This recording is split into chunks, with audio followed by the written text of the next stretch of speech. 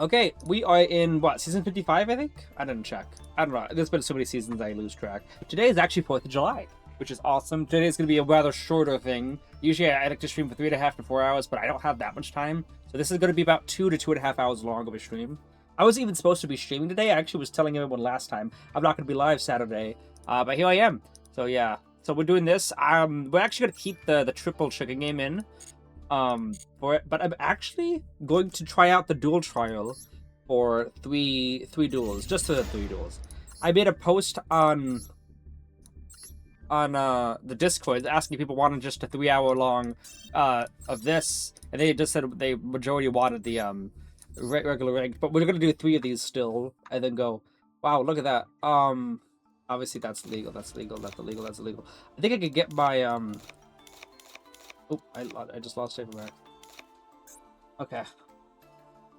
So, shoot. That's gonna be weird. I gotta remember what my deck list was all the way back in the day. Is the full main deck legal? Except for these 2, obviously. Because that's crazy. What did I have as my deck list back in the day? I cannot remember. It was weird. Insta-fusion should be legal, though. Did I ever get rid of that? I actually don't know if I dismantled Insta-fusion. Yeah. Dude, it's at 3! Oh my goodness, why is it at 3? 3 hours, let's shoot for 24 hours? Yeah, no thank you. Oh, 2019, yeah. I played Danger Loner deck? Yeah, no. Endymion was like super strong back in the day still. Insta-fusion, and let me get the... Let me get you, and... I don't know if this is even as good of a play to do. But Winda is a... No, we can't get it back, so I think we'll just do that. Cover the Grave being at 3 is really weird. And what else? What else did I have back in the day? I used to use Secret Sanctuary. You know what's gonna be legal, guys?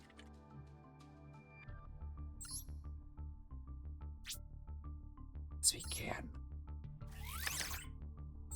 I actually wasted 30 SR crafting this just for that. I cannot remember what else we had the extra deck though. Goddess really was it legal? What did Goddess come out? Like that's like, are you serious? Oh, Appaloosa's legal though. Yeah, no, we're not gonna craft too much more. We're just gonna craft that, and we're just gonna do 3 games of this.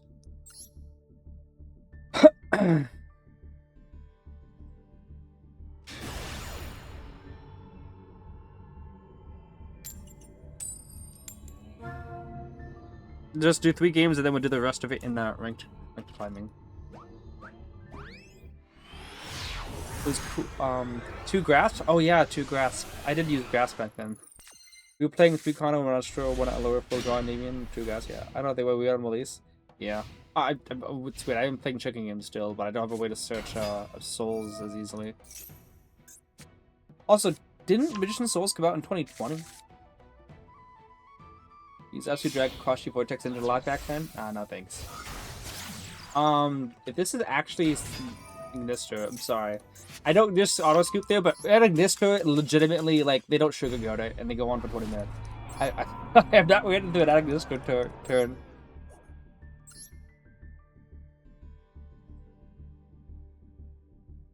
The deck honestly takes forever, and it's so boring. So boring. Okay, we're planning on doing... I want to do at least 2.5 hours today. Okay.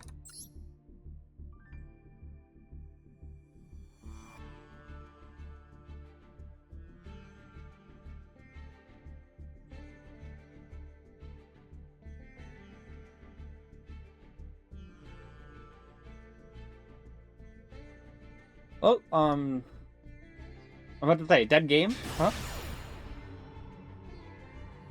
Yeah, I played Skull Swords deck back then when the game was released, honestly.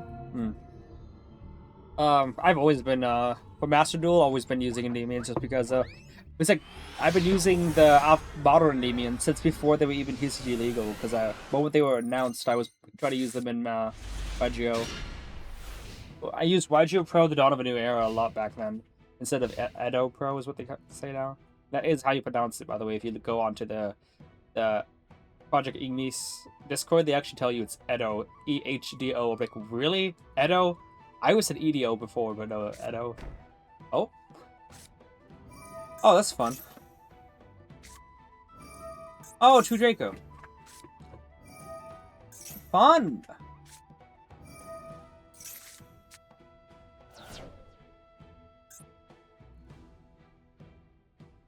But no summons from deck, and then no summons at all if he has a body on field.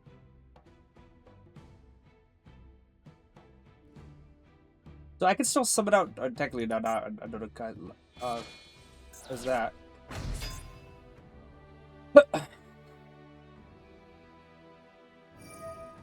Oh, I have an idea. I know I can get around this.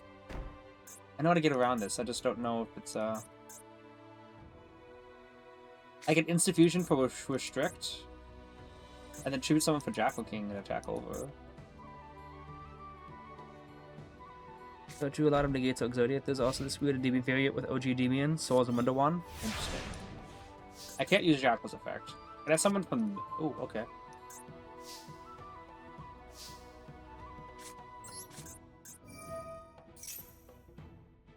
I don't really have a way to dig deeper at all.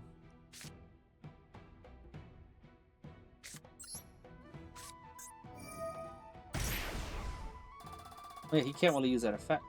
Yeah, he can't, huh? Either player can add cards to the deck to the hand except by drawing them, and it can't put it in the back row or whatever. Okay, summon it anywhere. Oh, that's so cool. I can't wait to start using that again next month.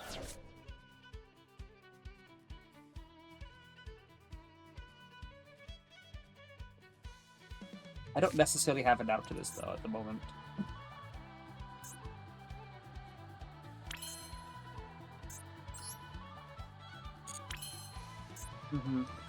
Right now, as it stands, I don't have an out. And if Bistro gets popped, I don't have a way to do that either. I always tribute summon, though, to Jackal King.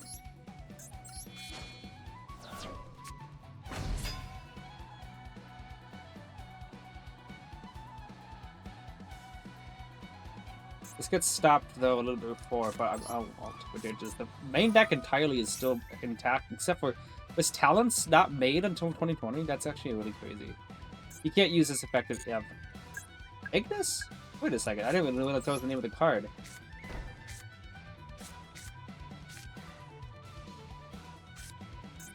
Trap card at any moment you can use it. I don't think Call of the Grave is going to be as useful. I would still use it because he might try to use the whole trap card to pop his monster and then use the other one to summon it back. If I can Call of the Grave it, that'd be good.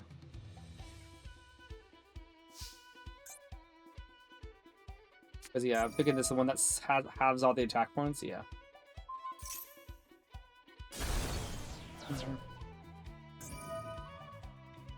Pop the field spell. Nope. Unfortunate. This could allow me to get a card from deck, but I can't.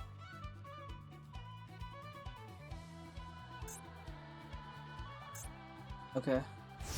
It stays permanently, okay. So, it drew in Ladder Negates Exodia. Other use PMAD Engine. So what? Oh, Prime Edition. It said PMAG. Search for the Dector. I didn't recognize that.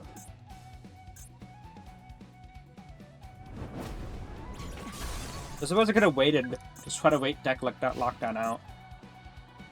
Yeah, I knew that this card was gonna just destroy about have the attack points. Oh, he doesn't even want. It's because that one could just place it face up. Okay, I'm gonna wait on this. I can't use Savage effect under deck lockdown. This should just get destroyed now.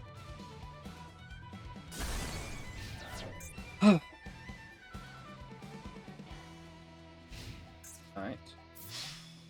Can I use Servant under this? If there's one more monster of the control, cannot place a monster field if the number of monsters exceeds. So would I not be allowed to even use Servant effect in the scale?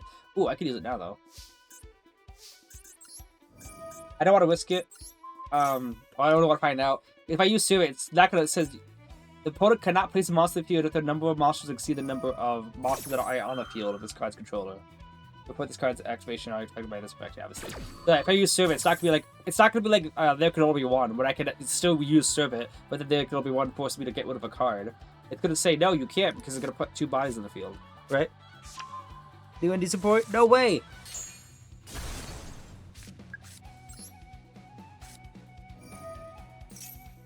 What did he add? If I could get an Endymion out, we should be okay.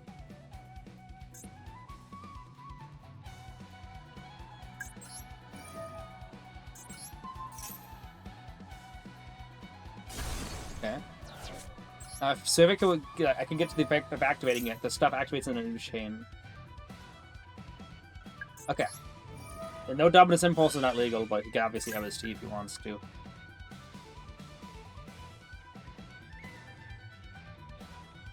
On. Summon limit? That doesn't do anything. Even if I had more things to do, David's effect counts as one summon. If people didn't know. I'll show you. This is like two. It says either play can summon 2 more times. This is 1 summon. You'll see it's gonna allow me to link summon again. You'll see. I'm not going to, but it'll allow me to. See? It's 1 summon. Hence why Maxi only gets 1 draw.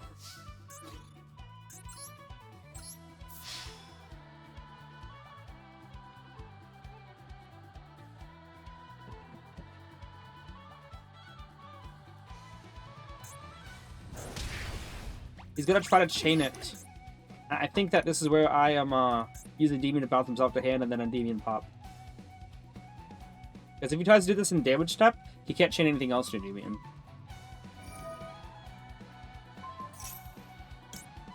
I don't know where this is, but yeah, let's just do this now and then we can oh, hang on. Yeah, I'll have enough.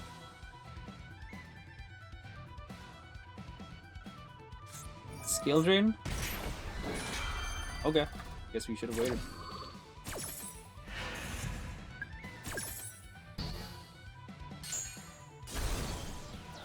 Okay, he did not do it in damage step, which he should have. But obviously if he did, then we wouldn't have been able to chain the skill tree.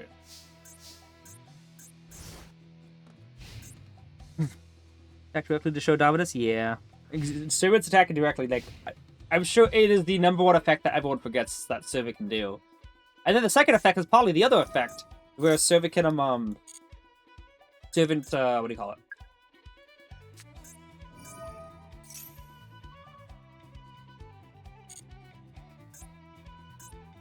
it? Can discard a card.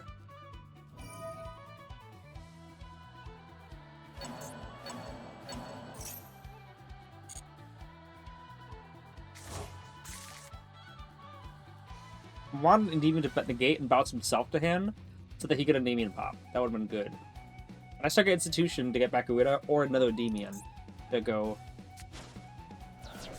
Okay. Oh, I can't chain call by. It would be nice to chain it before, but I think by the ruling, the way that this is worded, where is it? Shuffle them into the deck, the draw 1 card means that even if I target 1 to banish it, he gets to shuffle 2 and still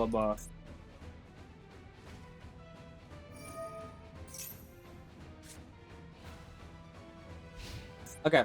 Give me in like a... Well then again. Alright.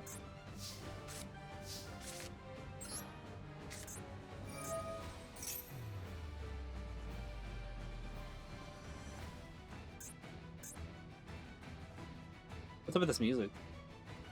You can at any point use this to pop his True Draco Heritage and get another whatever you call it. Get a disruption. Let's put Endymion back in. Okay.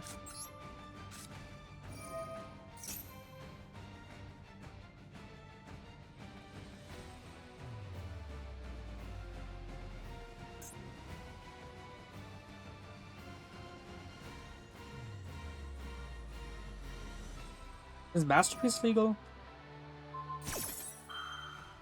And one because of Servant's Effect? Yeah, the Servant's Effect is great against Datamorphia and stuff like that.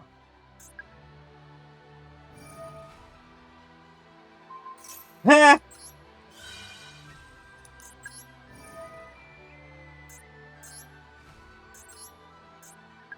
2, 3, and 4.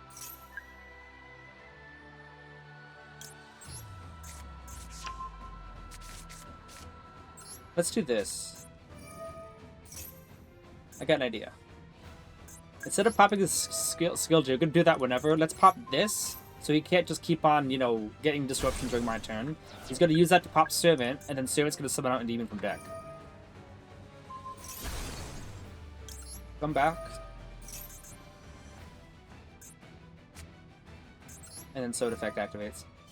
Actually played.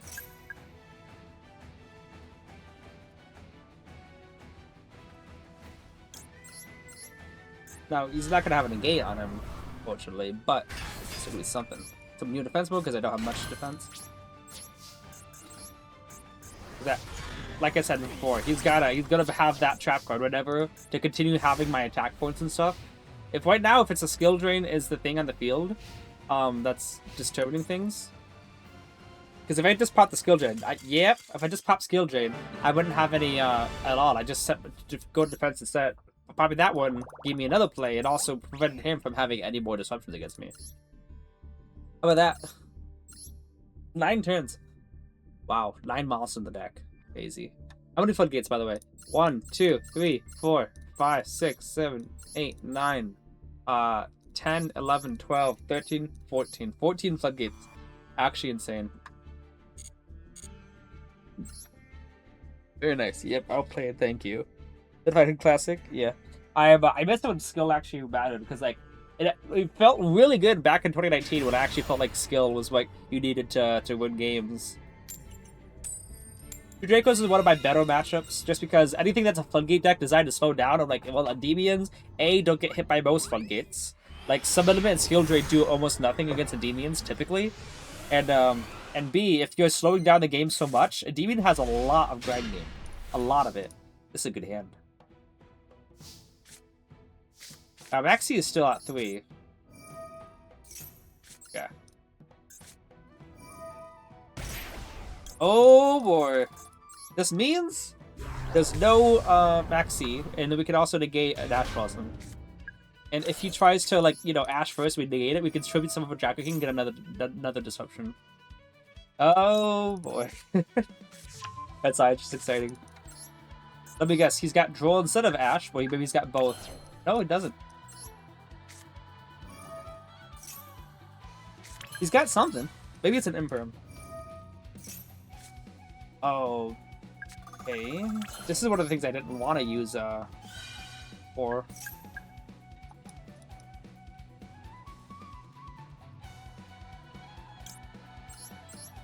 That. Because we do have a monster negate still. Yeah, this is the thing I didn't like, drawing into checking game after the Citadel. Pretty sure it's got something.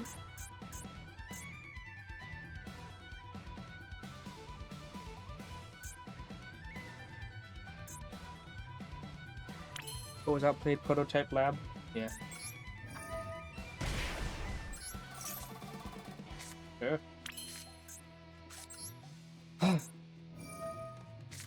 Abductor banished. You can't search souls, but we can still draw the souls.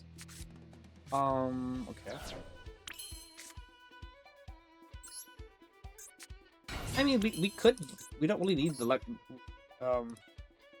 eyes restrict on the field anymore, but I'll keep it on for now.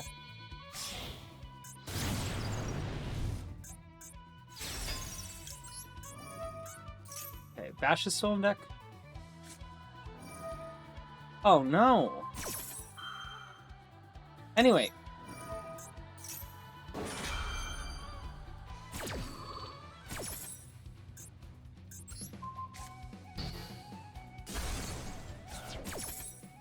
Alright, so yeah, those are things. We need more negates though. I was gonna initially. Yeah, so we're actually gonna do this. Actually, we don't have Celine though, so actually it's fine. We can still make Avermax. But let's do this. Let's go Bash Desk here.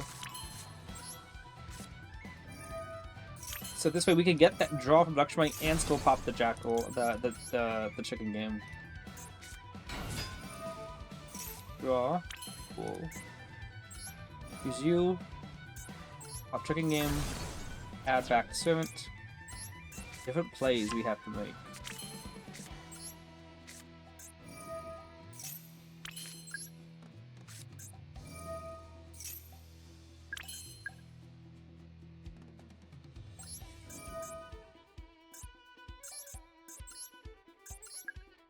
2, 3. Let's go grab a. Well, not you. Okay. Well, do I want Magistrate 1? Shoot, I should have added that too. Oh. My bad. See, I was hoping to pen summon out that Endymion, but I can't. Guess we can just make IP Max weird, actually. I was gonna link it to Ava Max right now, but I guess we could just do that. It's not necessarily what I wanted. So yeah, otherwise I would have just, you know, pen summoned out. Not a very good end board.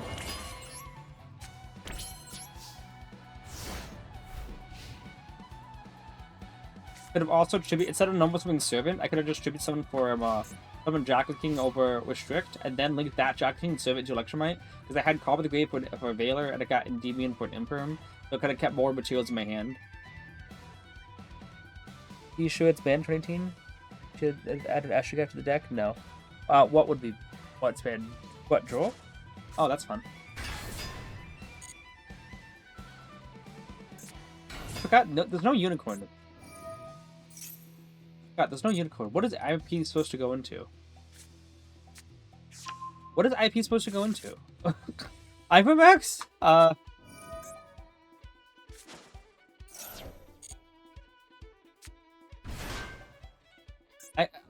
don't know why. Huh. If I guess, yeah. I mean, I guess I could still do it. There was less outs to Avermax, so I'll guess I'll do that now. And also, Talents is banned. Is not legal. Was it made yet?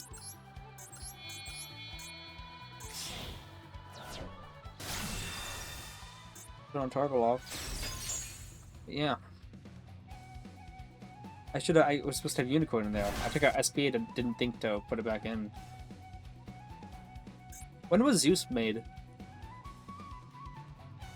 I know I don't have to worry about Zeus because of Avermax, but when was it made? I wonder.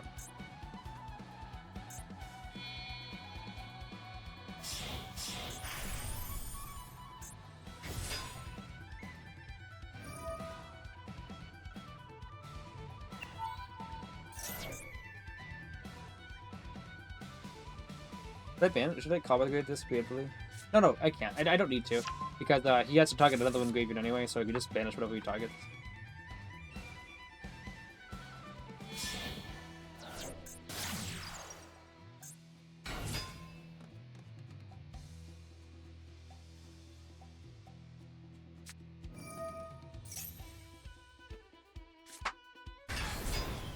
I get to heal.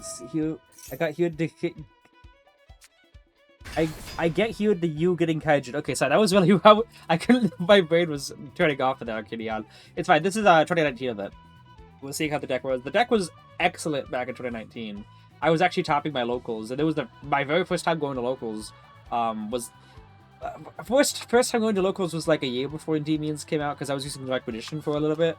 But I was like topping like every single time I went to locals. I only lost one match out of like the 4 matches of Swiss we did, and there's even a person who was on 2 Dracos and they were using like lose 1 turn and there can only 1, and he would say something. He's like, everyone else here, I think I can just play through just fine, but you, there's something about your deck that I can't get around. He didn't understand that Endymion is good back then. He just thought like there's something about your deck. I think yeah, I don't know if there's I'm just gonna call it this right now. It's been more counters for the semi, you know? What you got? You can do this. This one says, this one is it's a wannabe, whatever. You can attach the target one piece of mouse to the field, that card gets unaffected by card effects in its own. So he wants this card to be an unaffected towers, except I can just attack over it. That card can distribute it to summon out. So he wants to attach it. Yeah, right now I'm not terribly worried. Did I finish triple spellbooks? No, I still got spellbook stuff. So it can't be destroyed by card effects, he's unaffected by card effects, except I can just attack over it. Oh, at any point he can use this effect to get a disruption.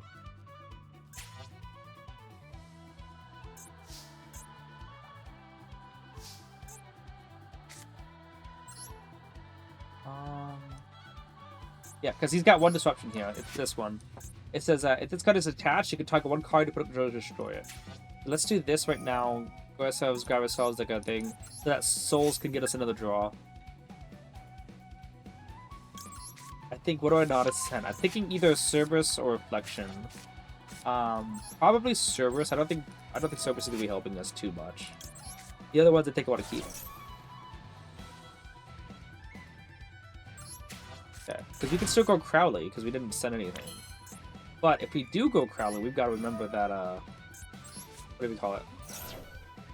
Remember that we ought to use our normal summon, or we could just get that. You know, that also is an idea.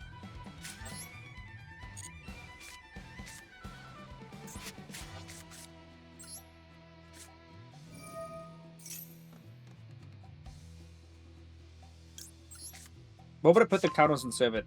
Normal people would detach immediately. Oh wow, that's a lot of counters. Yes! He doesn't have his toggle on. Yeah, we just want you. Okay, well, I still have to liquidate both my cards. Maybe I should just go to battle phase right now, though. Yeah, I could probably just go to battle phase.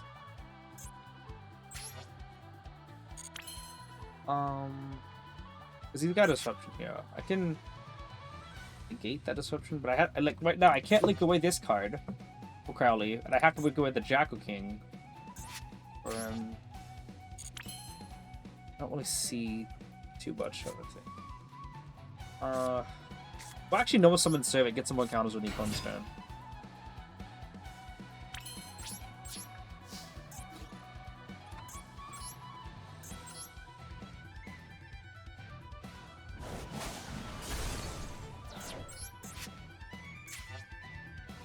But yeah, he's gonna do that now. Obviously, we're not gonna negate that.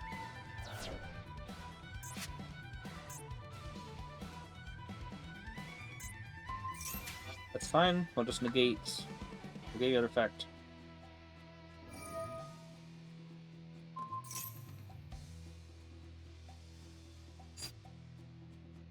I guess this is enough for game. Actually, technically, it's not enough.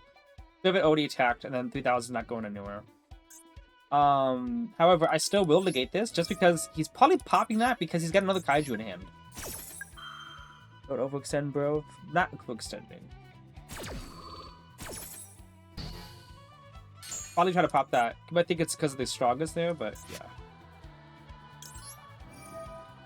I don't have enough for game at the moment. It's not really overextending, it's another turn. He's got another quick effect here.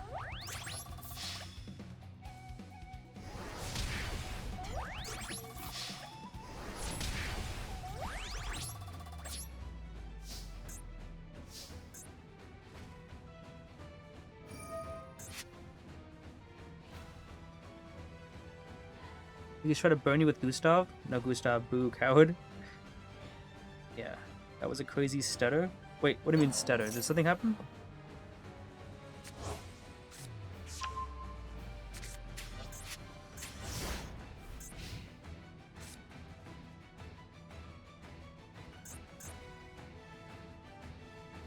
Maybe they can attack directly with the counter already.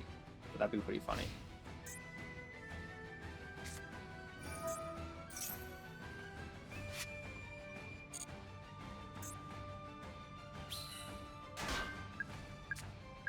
I don't think Camilla's legal yet.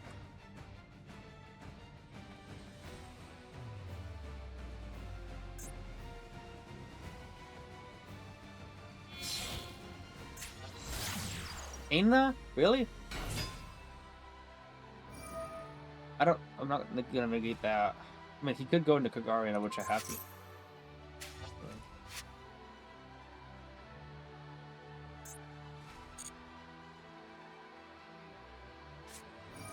Oh. And I would negate that. We'll move both. If I have to use Demon's effect, I'll just change Shilling 2 to give her a counter.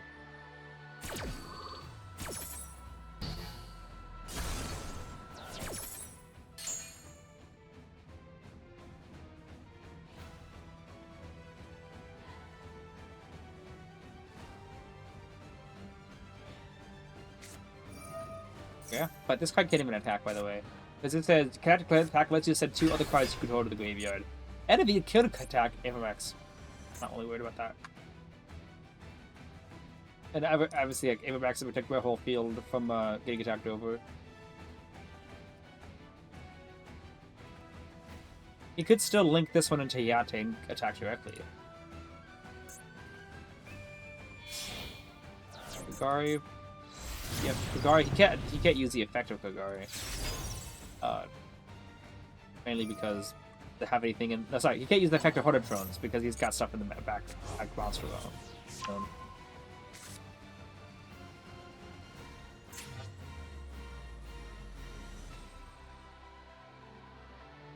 Yeah. Machine Link, that's cool. That's some good synergy. I like that. I think I'm just gonna give Servant the counter anyway, just because, like, what do you call it? I literally just have to attack directly with her and I win for next game, for next turn. But obviously he can't Zeus at all, unless he can get a Link extra Z that can attack directly. What do you do?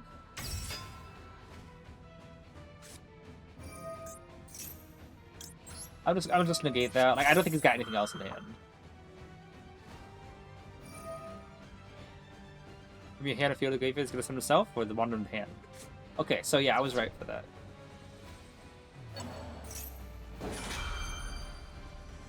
I'll get about Stracker King to the hand.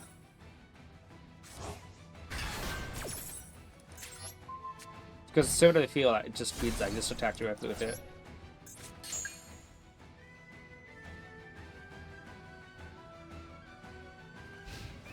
Alright. Seppuku?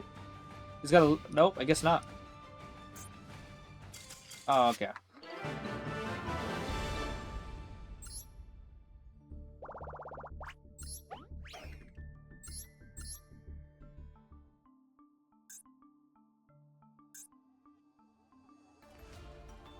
Unicorn, where have you been?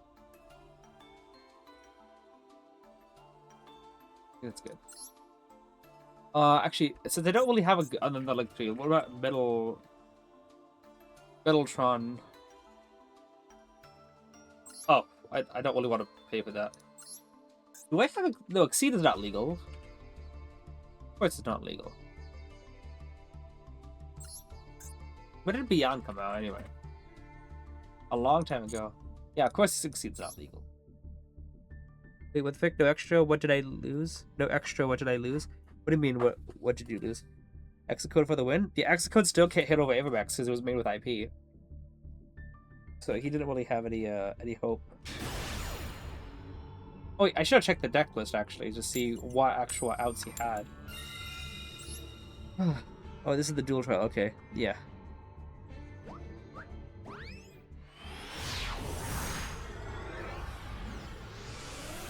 Yeah, we're just doing 3 games of the dual trial.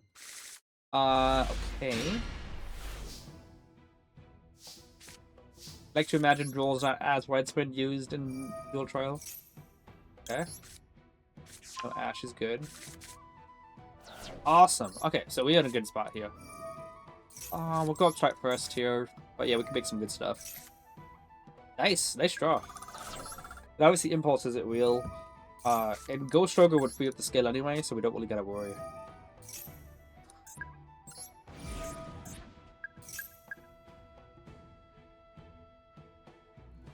We could make someone out Endymion, then we could Cerberus pop to get out like a Jackal. No. So the idea would be summon out Endymion, then we Cerberus pop to get out Jackal King to hand. We remove 1 counter to get Jackal to normal summon it, and then we pop Jackal King and scale summon out Cerberus, and then we summon out second Jackal King. So we have a Endymion, Jackal King, and then 2 bodies, which would be full combo. We haven't even used Desires yet. And we have plenty of counters because if we needed more counters, we could just like activate Endymion and get additional 3 counters whenever we needed to.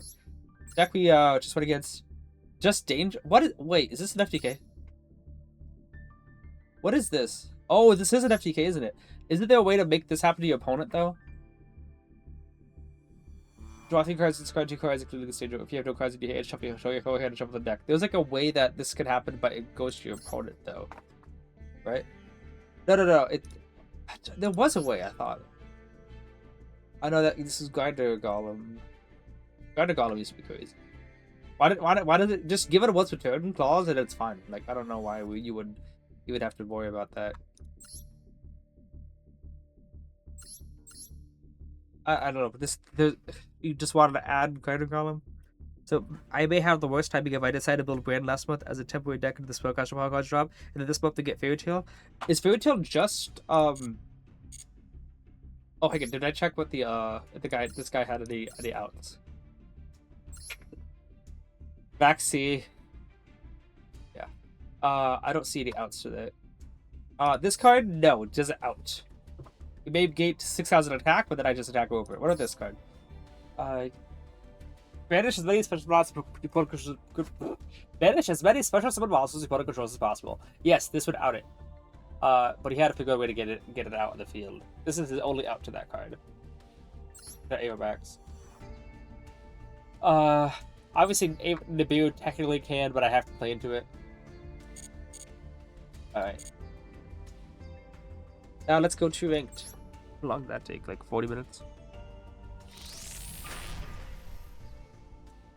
Season 55. Yeah. This is our real deck list. And I can also get into that new Endymion card in a second if people are interested in hearing my thoughts. I want to get this just by Nibiruing? Dang. Nibiruing. Sorry, it's just a weird word. E-N-D. Nice. Dang. Okay. So lazy to build a deck, I just want Thunder Dragons? Yeah.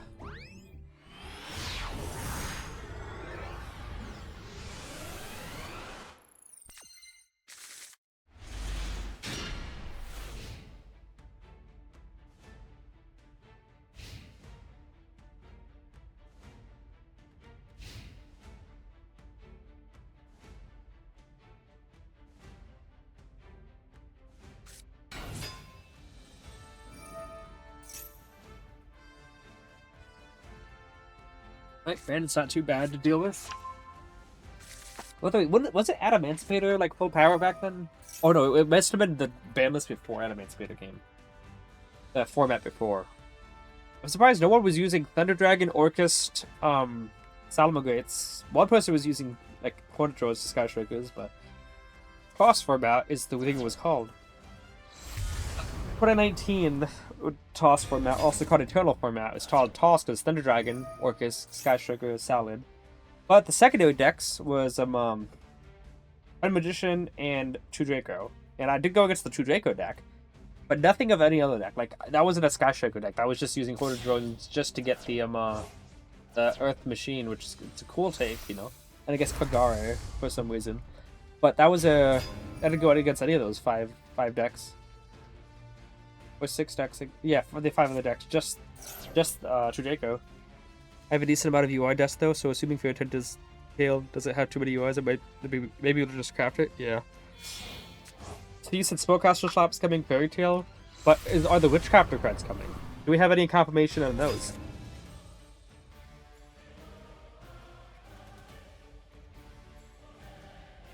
Here's the thing: if Witchcrafter cards come, if the only Endymion support card that is revealed at all is Attainment, you know, then I would assume that Attainment would just come with Witchcrafter cards, just because they just fit it in, sneak it in one. You're not gonna have a what do you call it? A brand new update just for one card Endymion. They're just gonna fit it in with another pack. So I imagine that they would put it in with the rest of the Witchcrafter stuff. But we might not have to wait too long for the Witchcraft for the cards, you know what I'm talking about.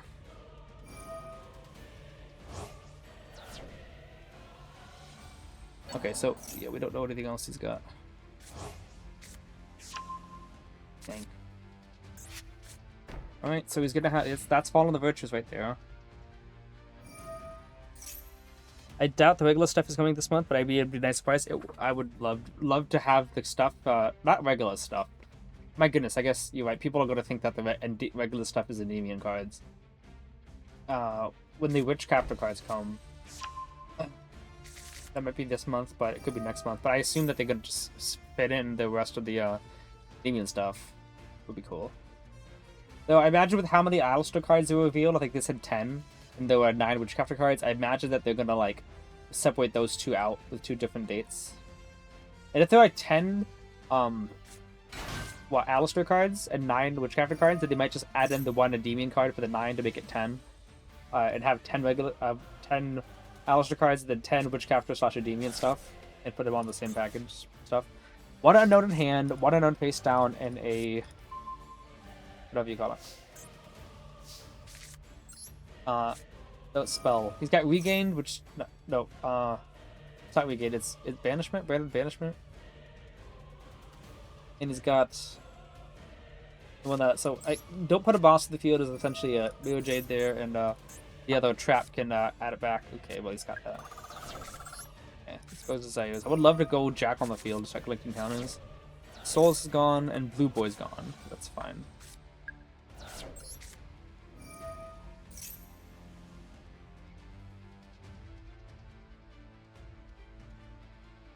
If he tries to, use the spell on Chica game, that'd be hilarious.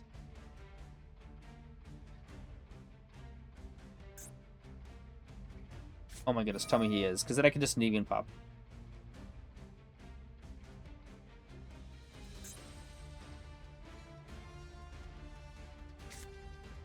Remember?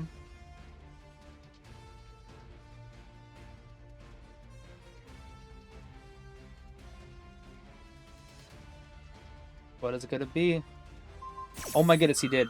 That these are 4 counters and then Institution Demon with the others. We'll see if he uses Kremlors or anything like that. Witchcraft is definitely months away. That just dropped an OCG. Oh, okay. He's gonna summon out Albas now, it seems.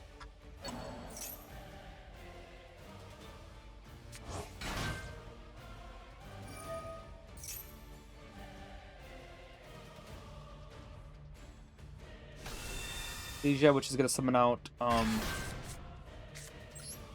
it's gonna summon out Albas from deck to do the whole shenanigans stuff. But good thing he did that now, because I assumed that he was gonna Wimbrum to summon out Albas and do that then. 2, 4. Alright, let's see what that okay. Let's see if that back row is gonna do anything. 1, 2, 3. Alright, that was infirm, nice.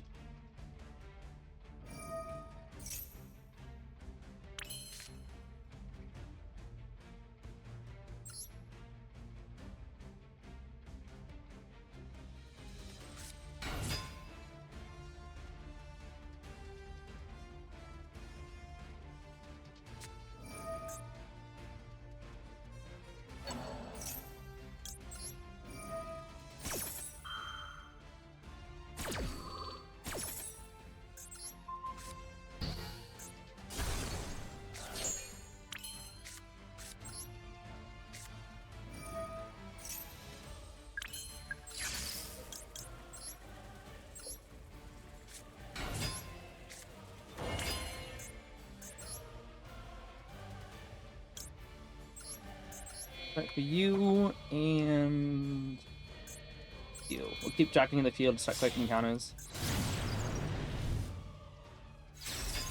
Would have loved for a demon to bounce back to save it, but that just wasn't a time for that. I don't really think it matters.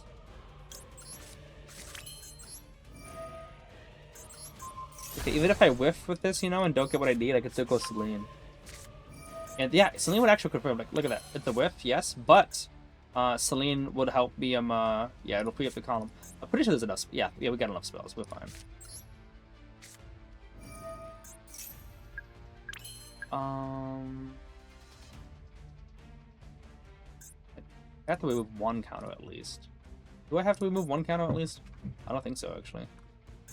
Because I could just remove the. I could just scale Banister and then remove the counter from the servant that gets summoned. Yeah.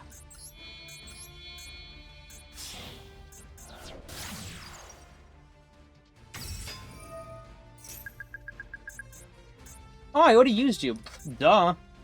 It's fine. I forgot I already Endymion popped. Okay. Let's see here.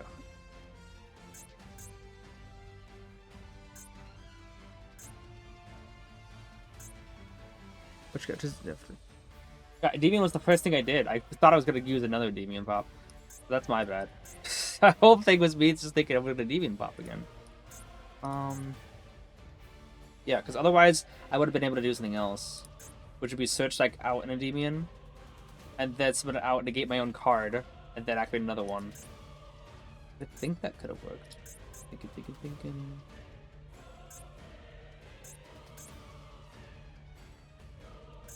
Yeah. I don't have enough to for servant, and obviously if Soul's banished and stuff, I don't have a way to draw into more. So that's unfortunate.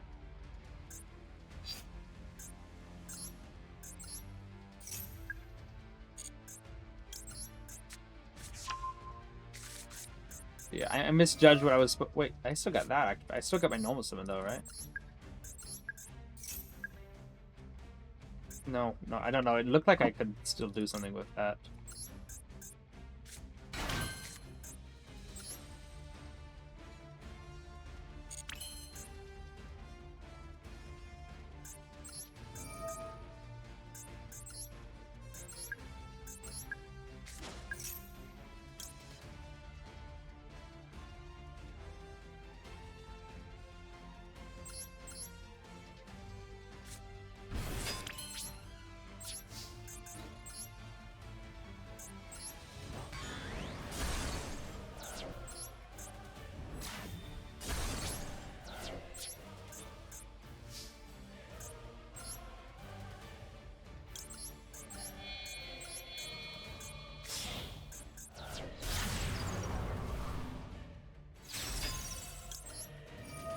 This is dumb, but I have to.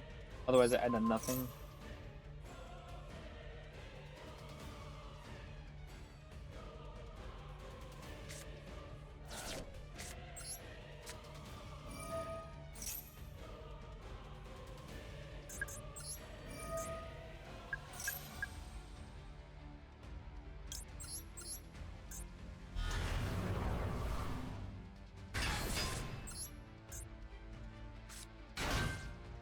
Yeah.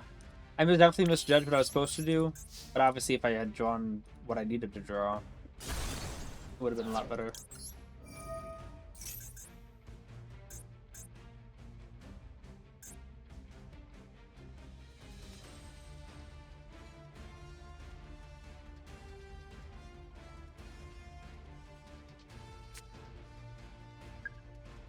Shit.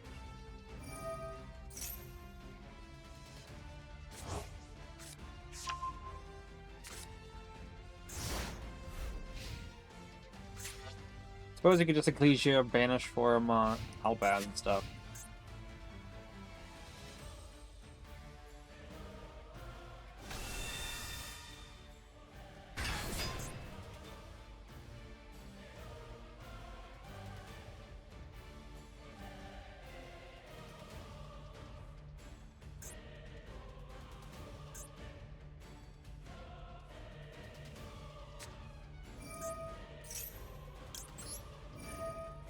I think that was the right play.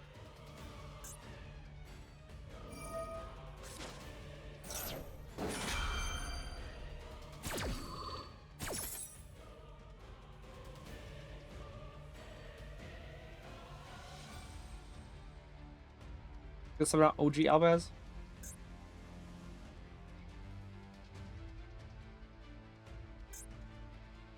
Him chaining that also gives me way more flexibility. Because if he summons out Fall of the White Dragon Albaz, I'm just gonna bounce Servant to hand. But if he summons out OG Albaz, it bounces Endymion to hand. So he get fused.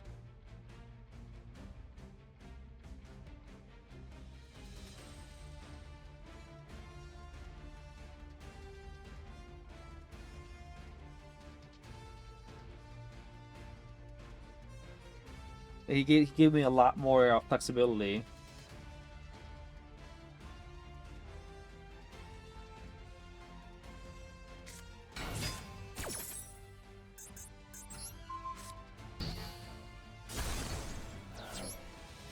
Someone at Albaz. I was planning on using Endymion just to bounce himself anyway to hand, and not what do you call it? Not risk Albaz coming out. But he usually can't use his effect more than once.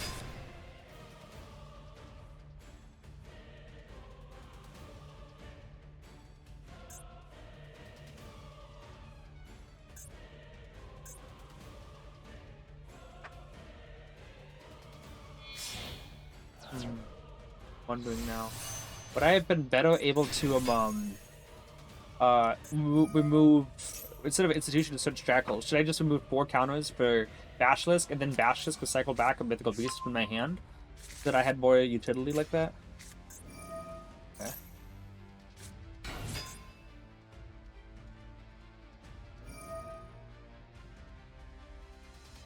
Hit target Endymion.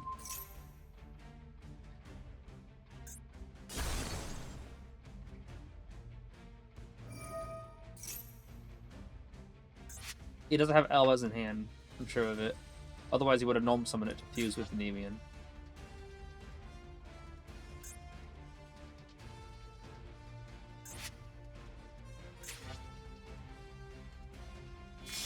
Yeah, if I had the Jackal in hand, I think I would have had enough counters.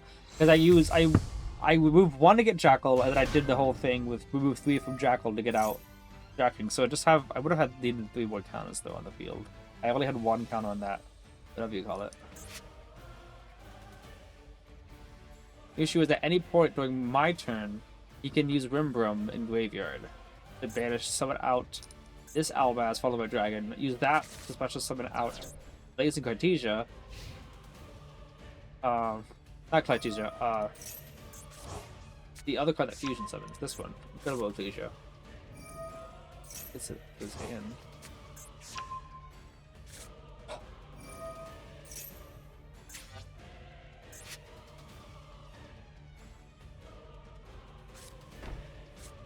Right.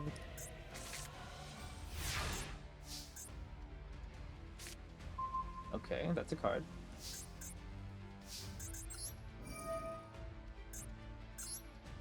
Do that first, so I can negate Brandon Red, and I still get the counters and stuff.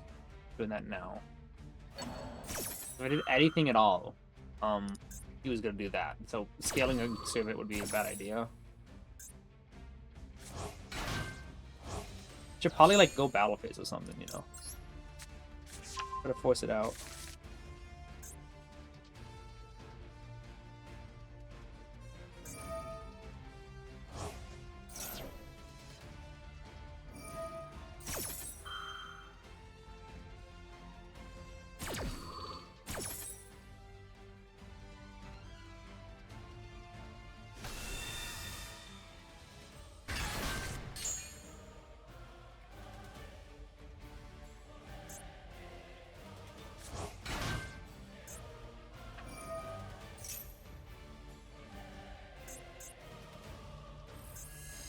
I saw that. Already went.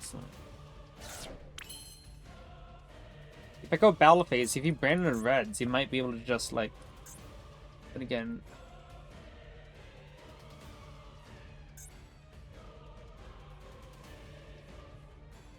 I don't want him to.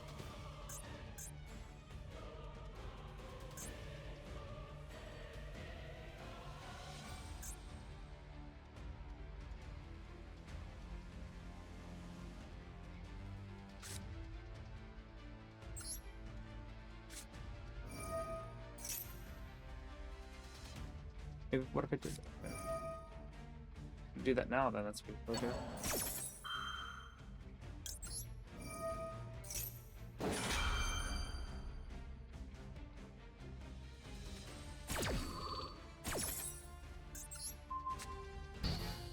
Because you have to pop it to put the counters into Institution. Then it's gonna force the battle phase, so that if he tries to do Brandon Red in the battle phase, then I was going to they call it.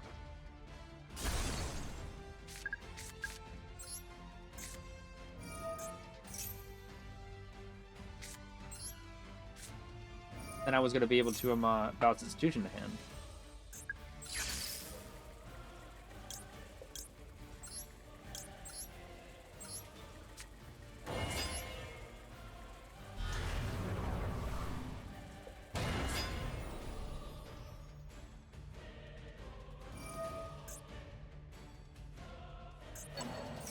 That's obnoxious.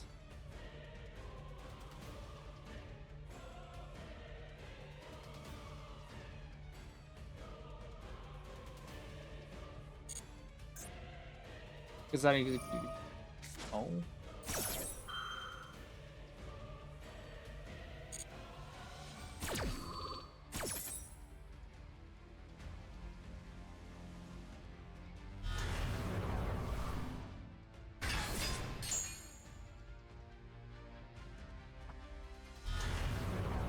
I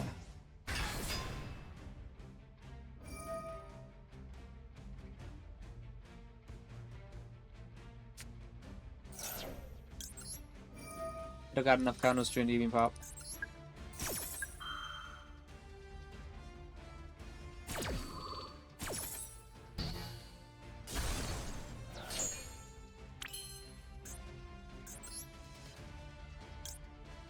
I know, it's a spray and pray. If I had blue boy left in deck, but I don't. Like, that would be great, because if I did, I could actually resolve, like, Servant to get more of the gates out, but I don't. I also already sent Servant out.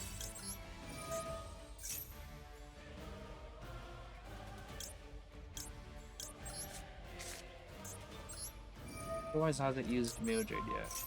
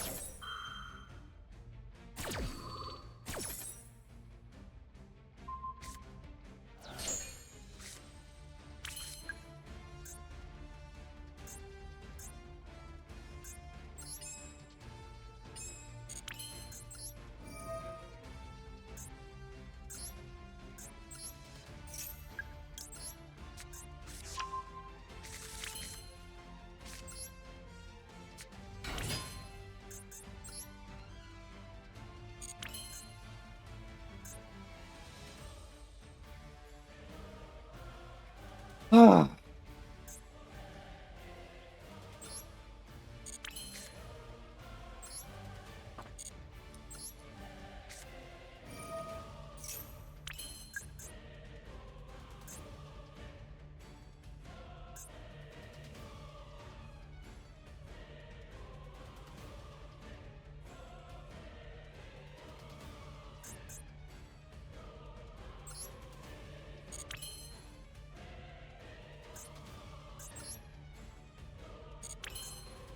Another Celine would be really nice right now, but it's in graveyard.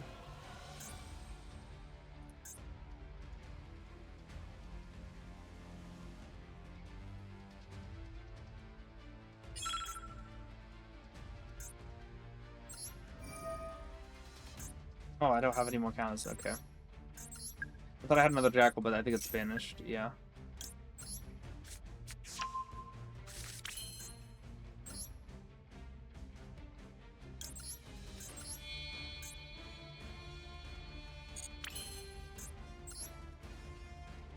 I was thinking about if I could potentially crash Reflection into whatever he summons off of the Grand Diagonal.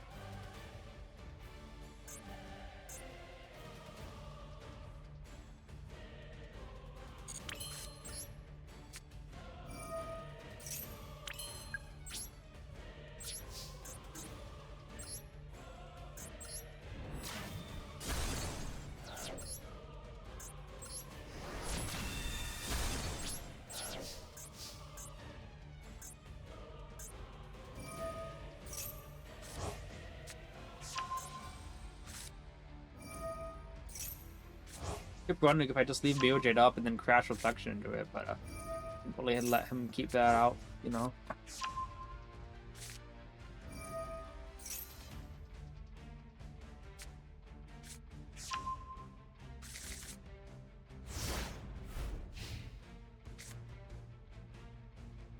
Yeah, another Celine would have been it, I think. Because then I would have been able to,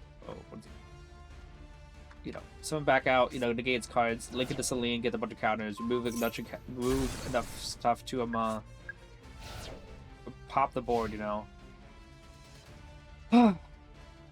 go into Accent Code Talker. I should have had enough counters as well to revive with Celine, because I think Jackal get plenty of counters, remove them from Celine to get Bash to Scout, Bash to Cycle. Yeah, another slew would have been good.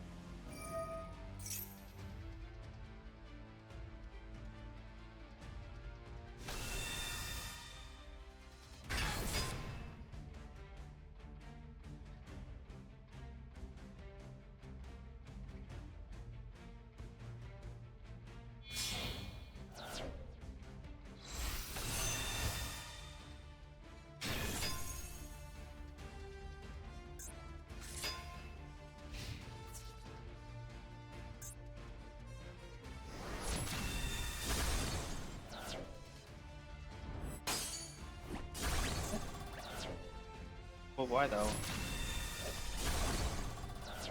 Basilisk? Wait, no? Basilisk in the extra deck? Yeah, okay. So no soak, unfortunately. Basilisk would have been super nice.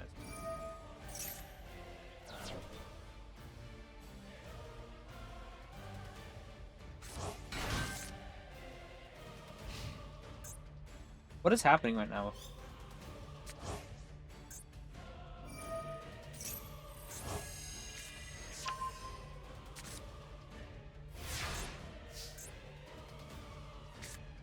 How have I, like, gotten this far?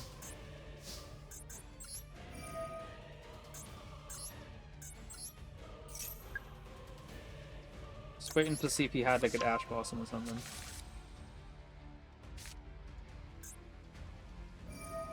Okay, well, that triggers that.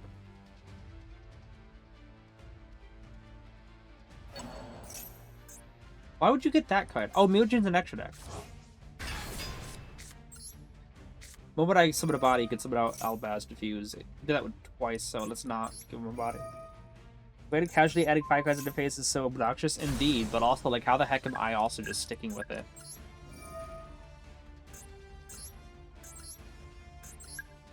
I'm thinking of go from back. I don't think there's anything in the look at that. And Jakku King Endymion, Jakku King Endymion. Yeah, there's nothing in the deck that would be good. You know what I'm saying?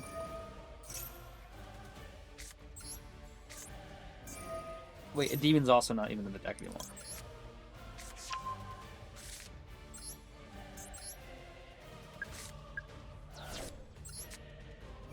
Forgot about that.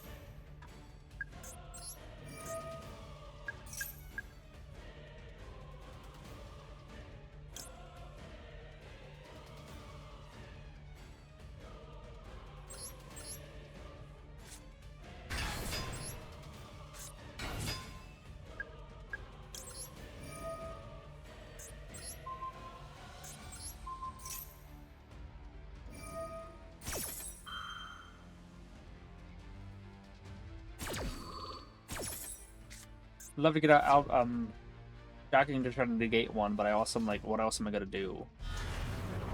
Gonna go into his whatever card.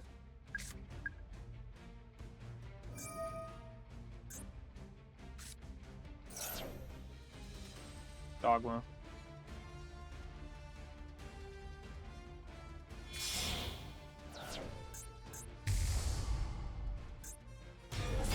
Don't really have an out.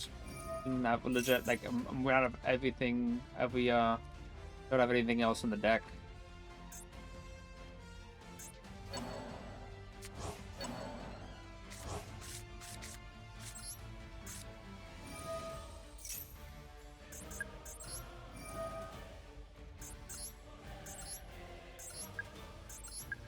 Actually, this probably would have been better. Actually, now that I think about it, the better play here would have been to first use Institution. We got Basilisk. Basilisk put Endymion back in the deck. Yeah, that would have been it. That would have been actually great.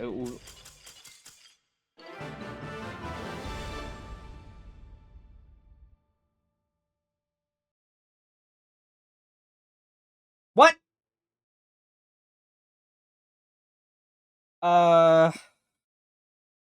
Okay. I guess it worked out. Why did he keep going? Why do you see 2 seconds left on the clock and go, yeah, let me activate Cartesia? Are you kidding me? Why did he do that? Okay, I'm going to go back to this. I want to point out each of the mistakes that I made just because we can't make it again. This random play was really experienced. They could have probably won 2 turns ago. Yeah, I agree. I agree. This is a good time for a review. We need to review this. Okay. I think there's a couple things that I played that I could have played differently. Why do you see 2 seconds left on the clock and go, yeah, let me activate Cartesia? Like, what? So let's review this here. I'm pretty sure like there's some different things. Like I said, at the last thing there was the thing that I could have actually put more gas in my deck. Put my gas in the deck. So right now we knew Brandon Banishment, Brandon Fall of the Virtuous, and 2 unknowns, and like wasn't a hand trap. So like we go Servant, Upstart, and obviously he made a misplay by not popping the Servant, which would be really bad for us. But if he did pop the Servant, we'd still be okay because we could just scale Jackal pop and then Bashes pop and then Demon pop. So yeah. Demon Summon, this is my first mistake. It wasn't the Demon Pop here, but it's forgetting that I used a Demon Pop. Because I did this so that I could scale the Basilisk and get the counters on both, and then Endymion potentially negate the banishment. The issue here, though, with that was, in fact, what do you call it? Was that if I scaled like a Basilisk and didn't put the Jackal in the field, then potentially I could have had the Demon bounce the Servant. But if he wouldn't have used Banishment here, there wouldn't have been another play to you. I was going to scale Basilisk here and then try to Jackal and do that there. But I wouldn't have been able to continue on playing without leaking away my Endymion. So this is something. If there was an extra count on the field, then we would have been fine, because we wouldn't have had to pen someone out. Well, yeah, we kept the Jackal King on the field just because we wanted to get enough counters to Endymion to pop, which we were close there, but we whiffed there. So from here, honestly, due to the fact he's got nothing in like the graveyard or anything, he's gonna pop the whole board anyway. I think here, if we had removed 4 counters, like 3 additional counters, this would have been down to 4. Then we removed the it would have been down to 1. Yeah. It would not have been enough to get the Basilisk out, you know? Because, yeah, it would have been down to 1 counter. We would have had to do another 3 counters. We would have gotten the Basilisk out, but it wouldn't have been enough, you know? But yeah, we had to use these SP here to banish Endymion so we could get the other extra thing.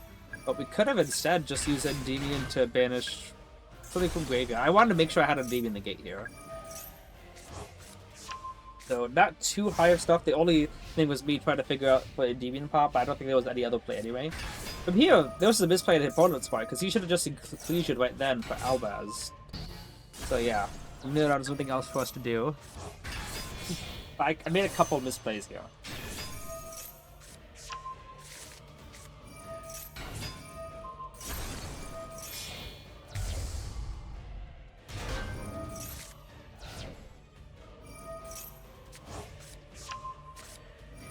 So yeah, I could go into depth on what the exact misplay was. Like, I should have actually been like fine, and I with the double institution. Yeah, we used that first, which is like a fine thing to go first with. But it would have been nice to get out and a jacking out, but there was no There wouldn't have been enough counters to negate both, I don't think. But no, negate both the back row and his fusion thing. Yeah, he did just chain like too fast.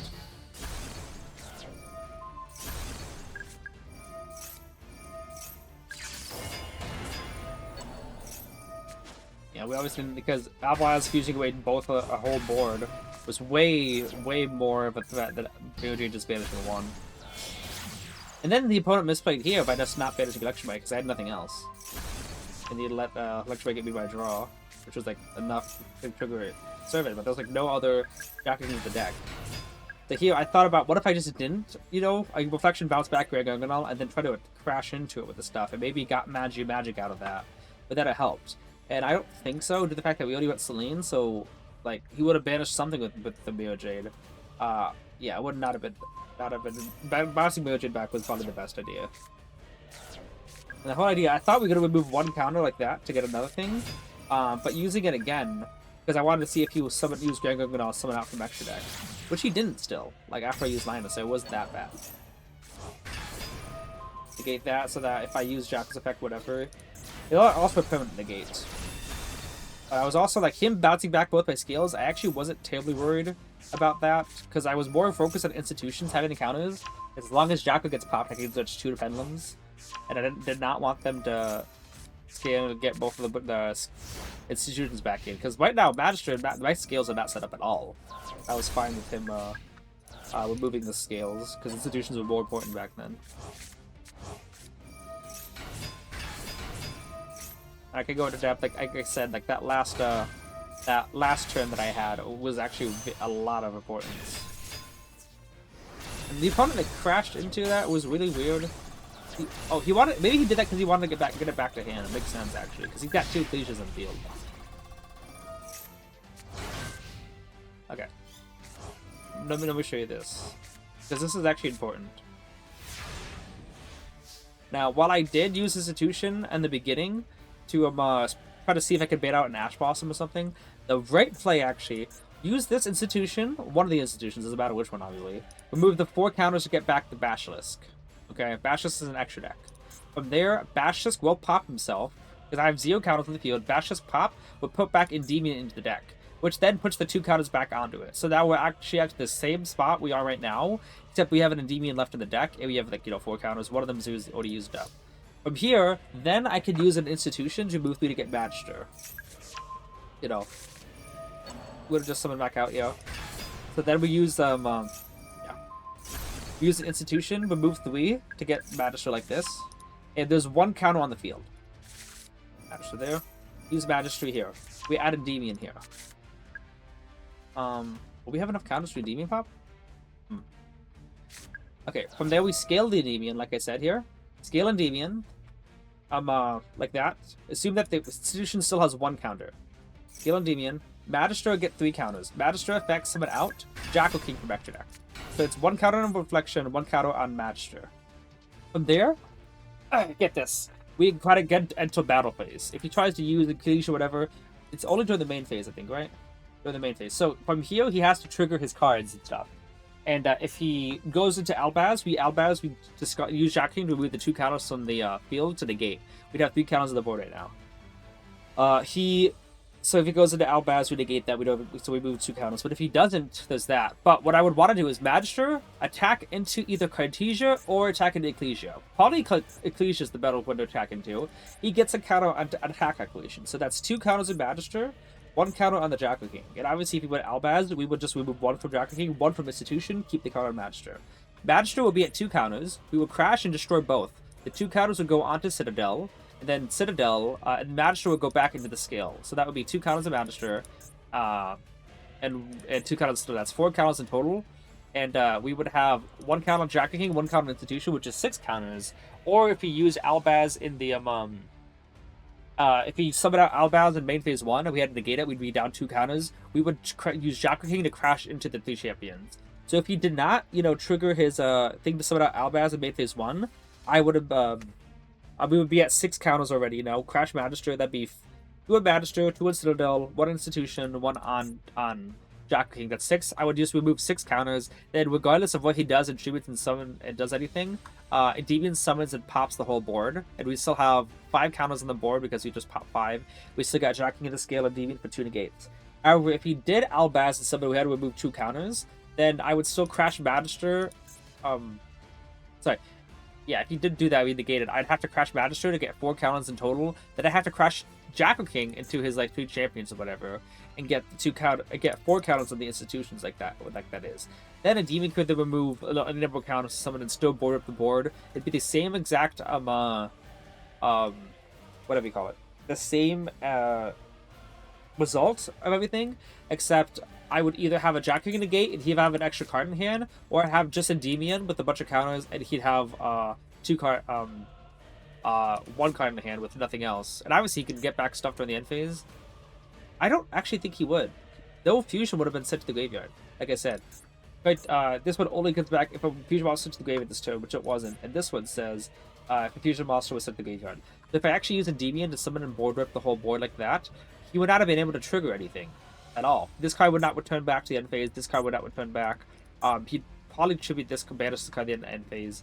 But yeah, while it looks like he'd get like everything back, he would not have actually gotten everything back. Which means the demon with a counter would have still been able to protect me from the board, I'm sure, and I still have a lot of follow-up for next turn. So this all legit just came down to me not putting Endymion back in deck because there was no Endymion left in deck. This is me forgetting that I use SP to banish that Endymion for protection. But yeah, Bash just popping to put back into the deck was the play for sure. So that in Bash we had a board up to search. That would have been what I needed to do. So yeah. And then the opponent fusions up with the board and then lost time. Like, who sees 2 seconds of the timer? Yeah. Let me know if you guys, like, from following that, if that actually made sense to you all. Like, I read through it all with me. It made perfect sense. Perfect sense to me. It would have been what I needed, and it would have played around whatever the opponent was able to do. Double Super Poly. Okay, triple Ash and 1 Max C, then nothing else. So I guess it makes sense he didn't draw into hand traps logically, but usually they always get it in the hand. But yeah, that was very in-depth, you know, that last thing. Because like, while I said I have no more gas left in the deck, Bash just could have continuously put gas back into the deck. And obviously, let's be real here. We're also forgetting about, we don't know what we would have drawn with that Bash list either. Like I said, while I said, okay, we have 1 counter on the field, we use Magic Respect, we could have still drawn into something else like Magia Magic, which would have been more beneficial or something. Like, there's a lot of things. And, or we could have also gotten, you know, Magic without Jackal King, and we could have gotten another scale, you know. Imagine we drew into another Pendulum scale, like just a regular Servant or whatever. Servant's too easy to say. We drew into... I don't even know what was left to search out of there. A third institution. There's a lot of things that would have, like I said, we would have had enough counters on the field to not have to crash the Jackal King in to get the counters. So now that I'm thinking about it, we didn't have to we would have been able to draw into a lot of good stuff off the Bash that it would have been in our favor. Because that Jackal King would have been shutting down the Albaz the whole time. I don't think he had a way to chain link lock it. Unless he I don't think he was smart enough to do this, but he could have used his both his Synchro monster and his Cartesia, or Ecclesia, whatever it was, to summon up both Albaz and the other Albaz at the same time, and then chain link block Albaz for fusion summoning, which is like, you know, that's a play, but I don't think he would have done that. So yeah, very in-depth, but yeah, it makes perfect sense to me. Now, in Endycraft, theoretically, it's a really good matchup. From what I've gathered from the, I've only seen Endycraft in the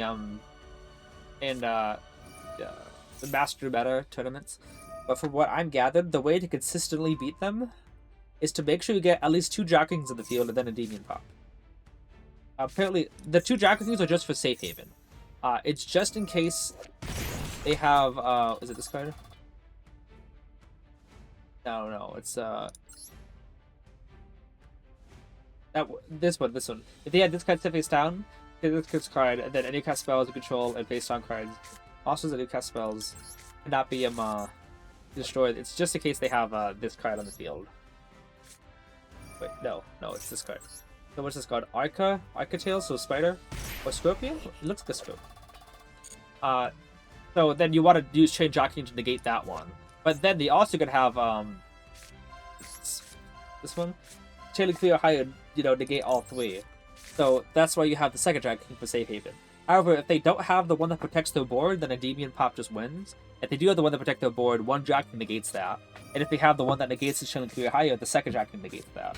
So I think the way to consistently beat them is to summon at least 2 Jackal King to play around their protection, and then do Endymion pop. So that's my strategy.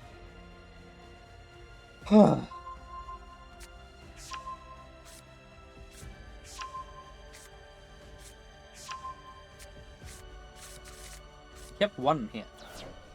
Maybe that's yeah, it looks like that's the one scale effect that he hasn't used yet. A lot of low life points.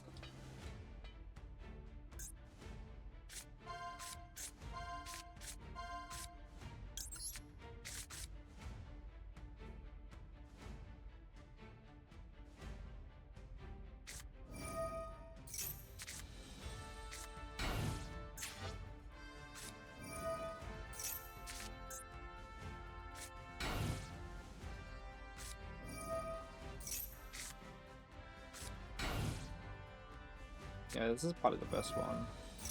I'm not worried about that. Oh wow, that's all? Okay.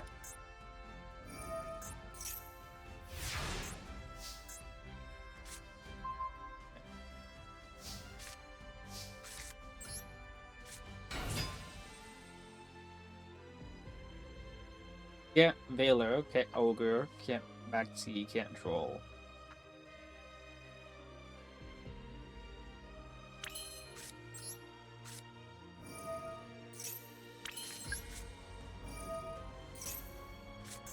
I'm not gonna go Endymion yet, because he's got stuff that can pop cards. Ooh, nice.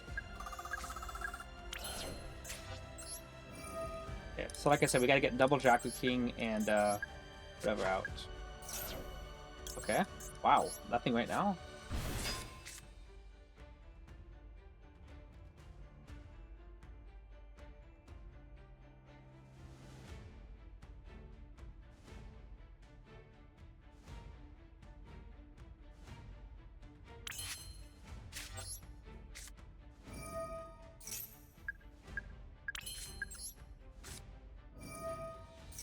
Looks like he's got no activations, only something on summon, which I can always get the second jacking out.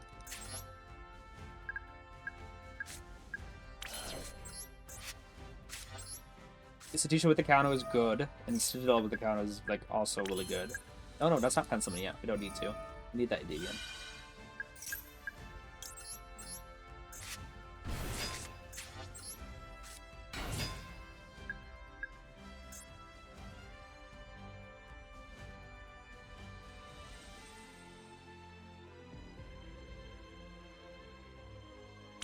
Right, so this should be game.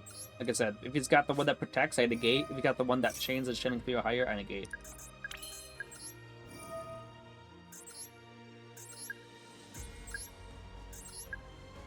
Five, 6.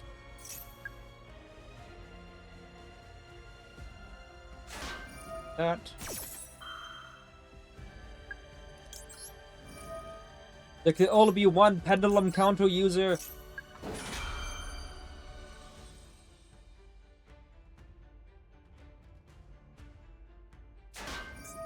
Like I said, just need to get both of them out in the field. I don't think there's a third one to worry about. So when you get both Jackings out and get a Endymion do the effect, you're fine.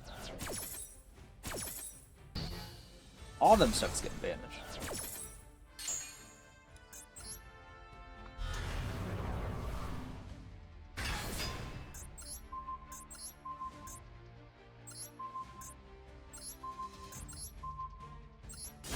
Boom, baby!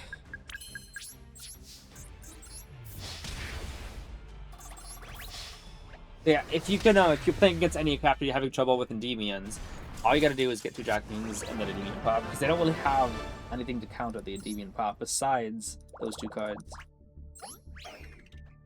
The only thing to really worry about while you're setting up your turn is not that one. That one's nothing to worry about. This one, not really either. You put that includes the effect of social monster. You could chain that and summon out and try to negate the effects of Jack King, so that's always something to be a little bit concerned about. I would still chain Jack King to negate that because those counters are counters kind of a deal. If you use the effect of this, you know, adds a D capture deck to hand and then tries to chain the effect to negate something, I would still Jack King negate. You lose the monster negate, but you don't lose all the counters that you're gonna get later on. The one that I'm worried about, what activates card effect response to your card effect activation, you can change the card effect. Hang on a second. When your opponent activates a card effect in response to your card effect activation, you change the face down card defense to defense position, return up to 3 cards from the field to the hand. Okay. So this is something else to worry about. You probably saw the new card, right? For Power Attainment? Yes, it's really good. If he uses this card, it could keep chain this card to bounce Endymion, so I guess this is also a third thing. If you are really worried, you can get the third Jack King on the field to negate this one. But sometimes they don't even get this card out. So this is the one I was talking about, right? No. Very good turn. This card is also pretty annoying. Is it this one? Yeah. If you put an active card that would add a card deck to hand, you can change his face down card, face of division, add 1 to the card, and then you can banish a face of card from one's hand. This card can also be pretty annoying if you're doing setup your turn, because you want to get into a Endymion pop eventually. But you can potentially banish from your hand. This one, not that one. There's one that pops a back row. Is this not a flip effect? One of these flip effects? I cannot remember. I cannot find where it is. But there's one that says flip, face up, destroy back row. While placing the demon down very early on, can be helpful to avoid the banish from your hand effect. There is one that can pop a back row, but due to the fact that that card guy is not running it, leads me to believe that maybe it's just not very widespread used. Green one, I think? I didn't see it. I think I texted each one of them. But yeah. Actually, I haven't even talked about Spell Power Attainment. I did say that there was going to be a new card coming out for Endymions, yeah. For those of you who don't know, there is a new, Endymion actually got, revealed 1 card, which is nice, you know? Like, I'm happy we got at least 1. Fortunately, I know this is a hot take, okay? I don't want the deck to become 1-card combo. I really don't. People have been saying they want a 1-card combo. Like, I don't want a 1-card combo because it's going to make the deck like brainless and lazy, and your end board's not going to be made up of you anymore. It's just going to be, oh, let's just follow this 1-card combo and then we get to the end of it.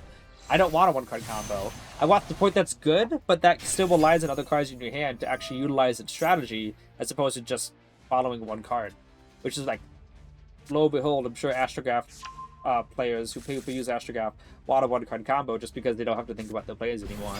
And while it sounds nice to not have to think, like, it's going to make you really bored of the deck really fast. There's a reason why I've been able to use the Demons for 55 seasons straight and still not get bored of it.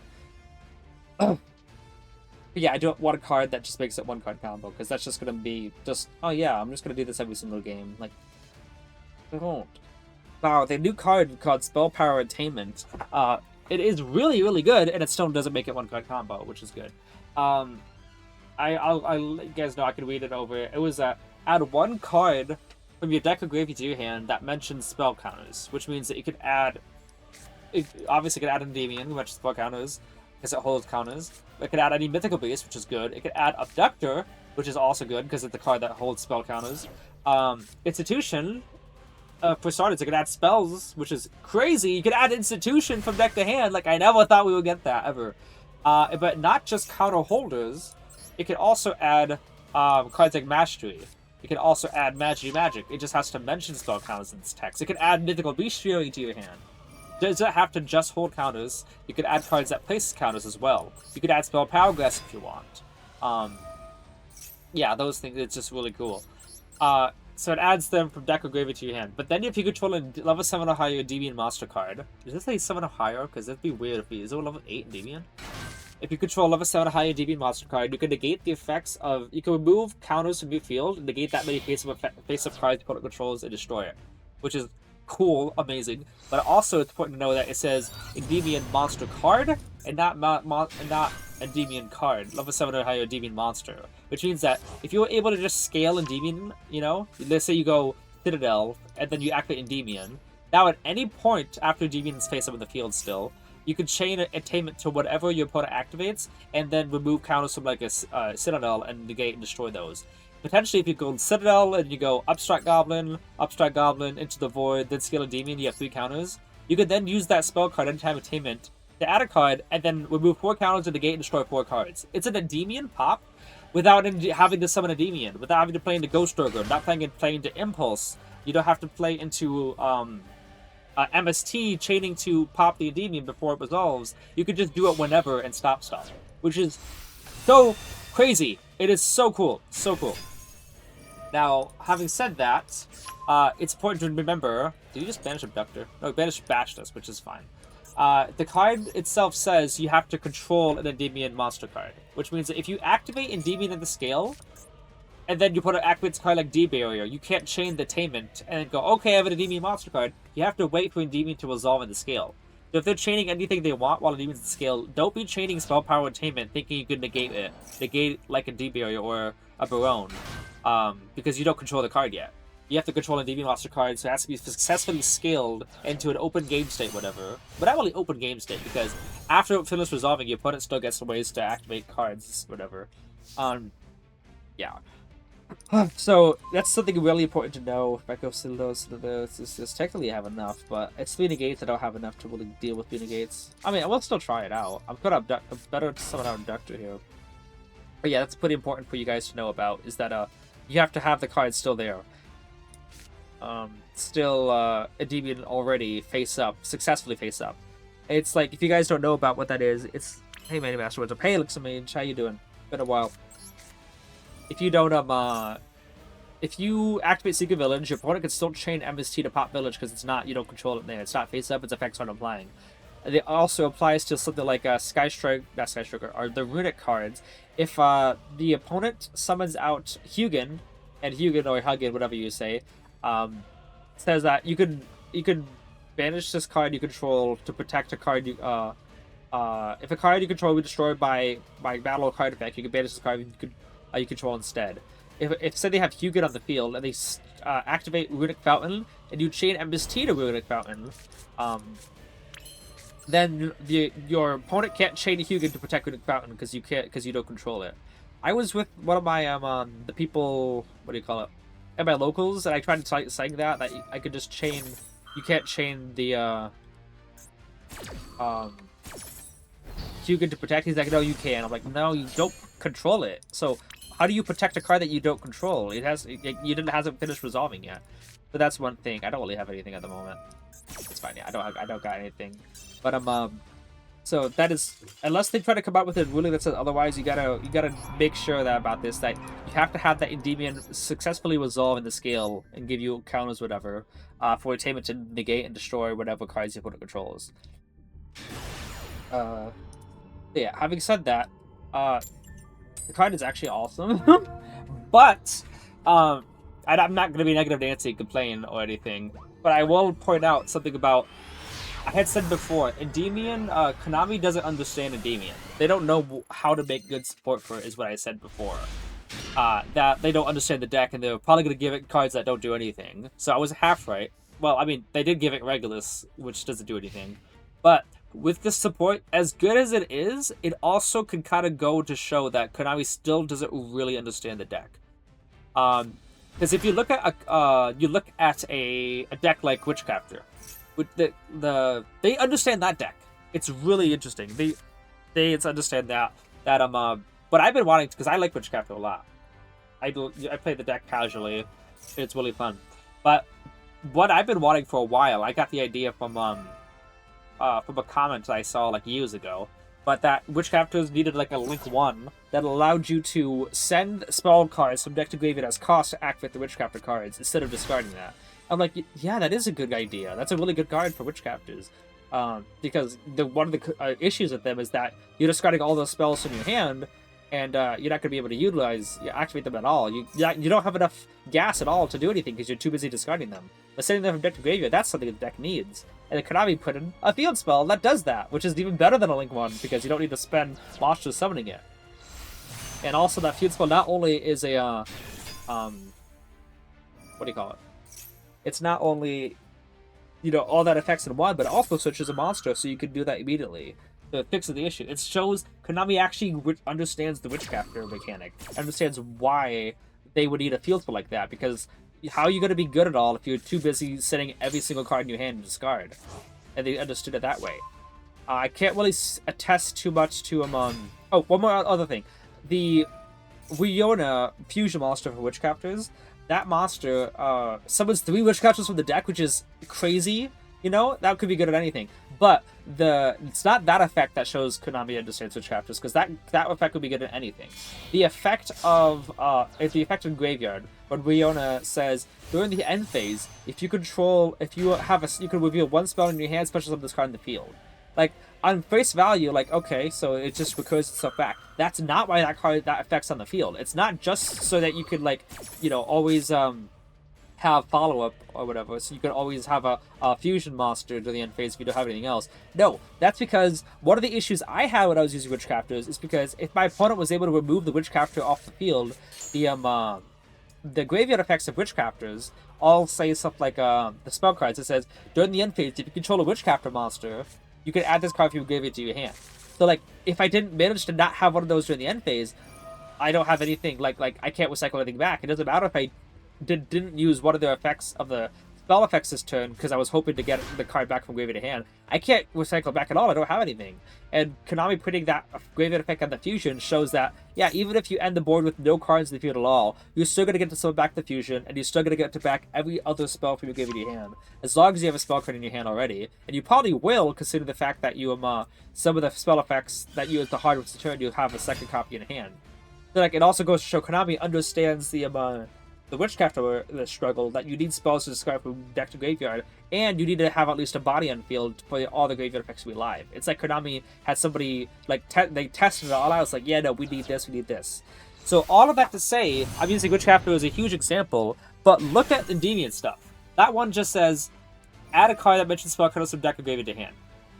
Okay, then you can remove counters and then negate and destroy cards, which is awesome, but you ask anybody in the community, you give them 30 seconds looking over if they never heard of Endymion support at all, and ask them to make an Endymion support spell in only 30 seconds of knowing what the deck is, they would come up with Attainment. That is, it's one of the most predictable cards to come up with. Just add a card, just have a card that says, add a card that mentions spell counters. Not even a card that can hold counters. Now, mention spell counters is objectively better, but if you ask somebody who knew nothing about the deck at all, and then gave them 30 seconds to figure out what the deck did, and then asked them what would be one card to give to them, they would say, yeah, Attainment. Just give them a card that adds spell counters to deck, from graveyard to hand, and then this card removes counters, right? Okay, how about a card you can remove counters to destroy cards? Yeah, well, we already have that with Endymion. Attainment's not bad at all, but it also, like, it's a great card. Objectively, it's an amazing card, but it kind of makes me realize Konami doesn't know Endymion's, doesn't know how to make support for the deck. They give it one of the most predictable cards. They put Key 2, Draco Tail, and Drill Beam into one thing. There wasn't anything that's, like, specific to the Endymion mechanic, something that, like, Witchcrafters just got send spells from deck to graveyard. Like, that's not ever been on any card before. That's cool. And then get a monster back from graveyard during the end phase because you need to cycle back all your spells. Like, that has not been on a card before. Like, specifically because of the Witchcrafter mechanic. But for Endymions, it doesn't seem like they understand what to do. Like, also the fact that Celine doesn't summon back from extra deck either. What should have been a hint.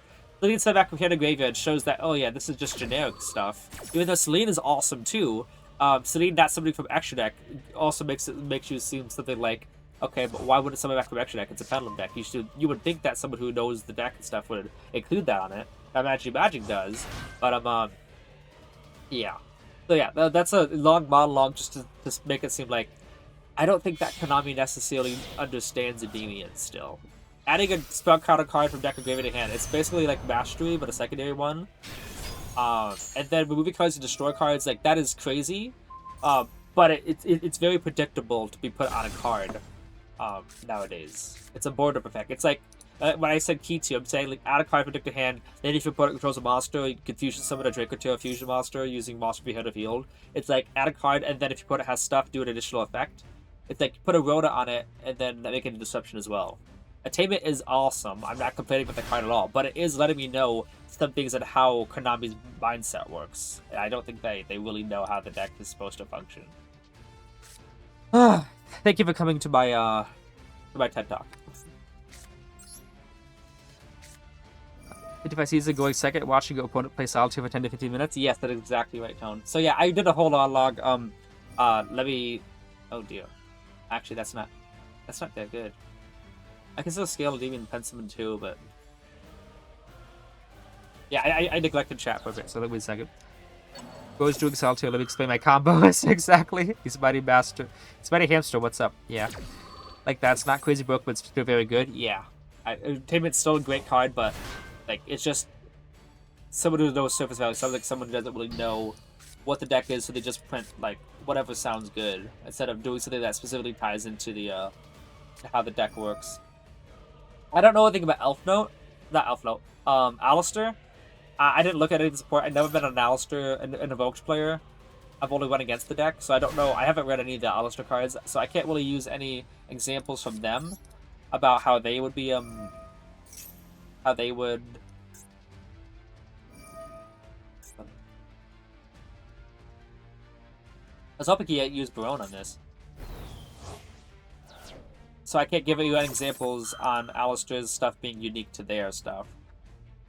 I don't know, like, I can think of the that one Magician's card that's named Alistair on the field of graveyard, and then when it's added from deck to hand, you can summon it and then fusion summon. You know, like, oh, it's named Alistair. If you add it to hand, you can fusion summon Alistair. Like, that's kind of cool. Not as in depth as the Witchcrafter cards for sure. Wait, what? You're not gonna do that. There's no way you're gonna bounce back a back row. What do we?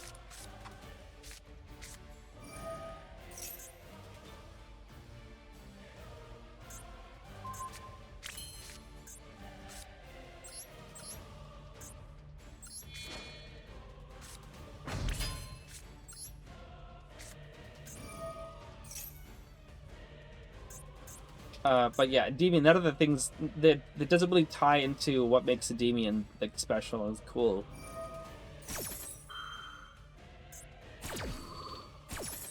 Do you have any more disruption that I gotta worry about?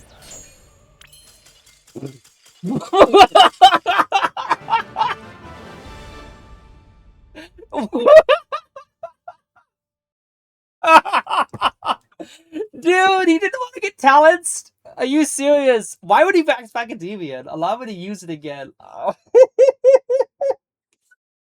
I'm sorry, it's the funniest thing. That hand was terrible. Guys, did you see how bad the hand was?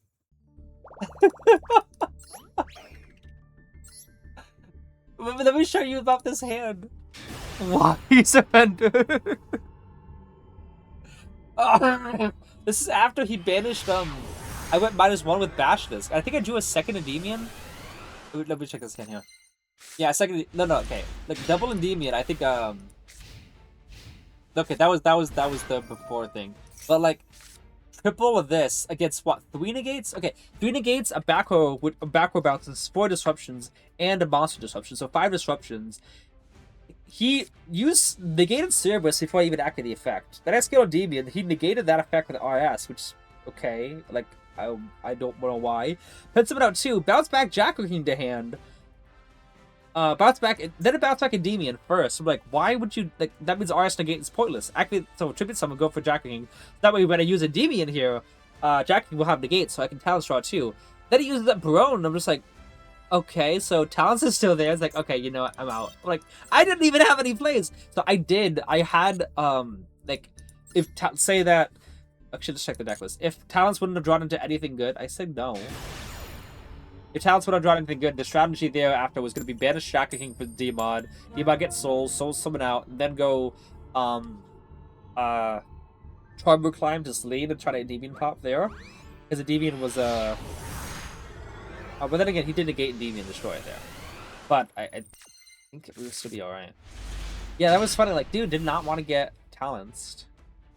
He definitely hadn't played against Endymions before. I mean, what did he assume? I don't get why he negated Endymion and then scooped before. I don't even think Endymion was successfully in graveyard. He just didn't want to get hit with talents, I think. And talents is not one card combo. Talents has 3 random effects. Obviously they're bad. I'm saying random, like draw 2 random cards, take 1 random card opponent controls, or look at 1 random card in opponent's hand.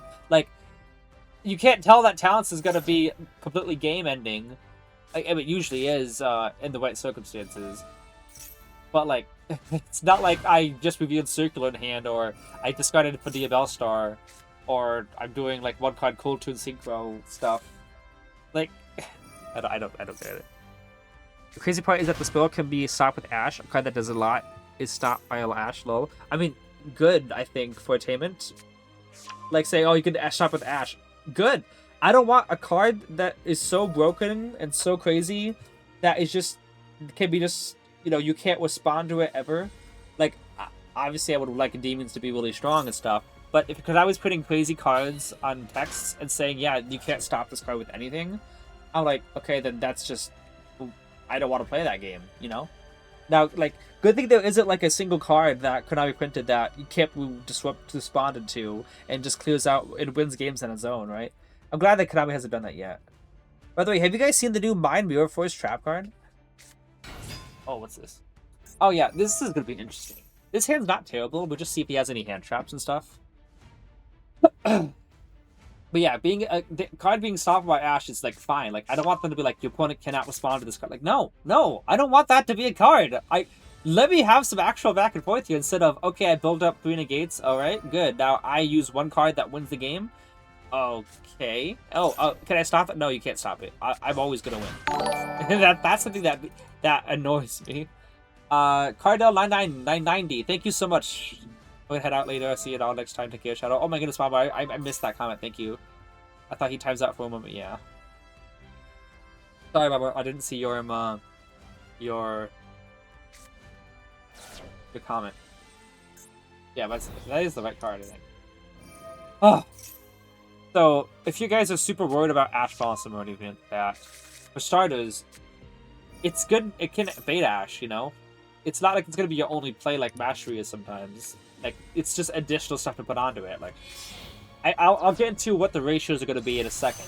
But, I mean, I'm glad it could be stopped by Ash Blossom, because it is a crazy card. If I'm trading Ash with it, then that's an even trade.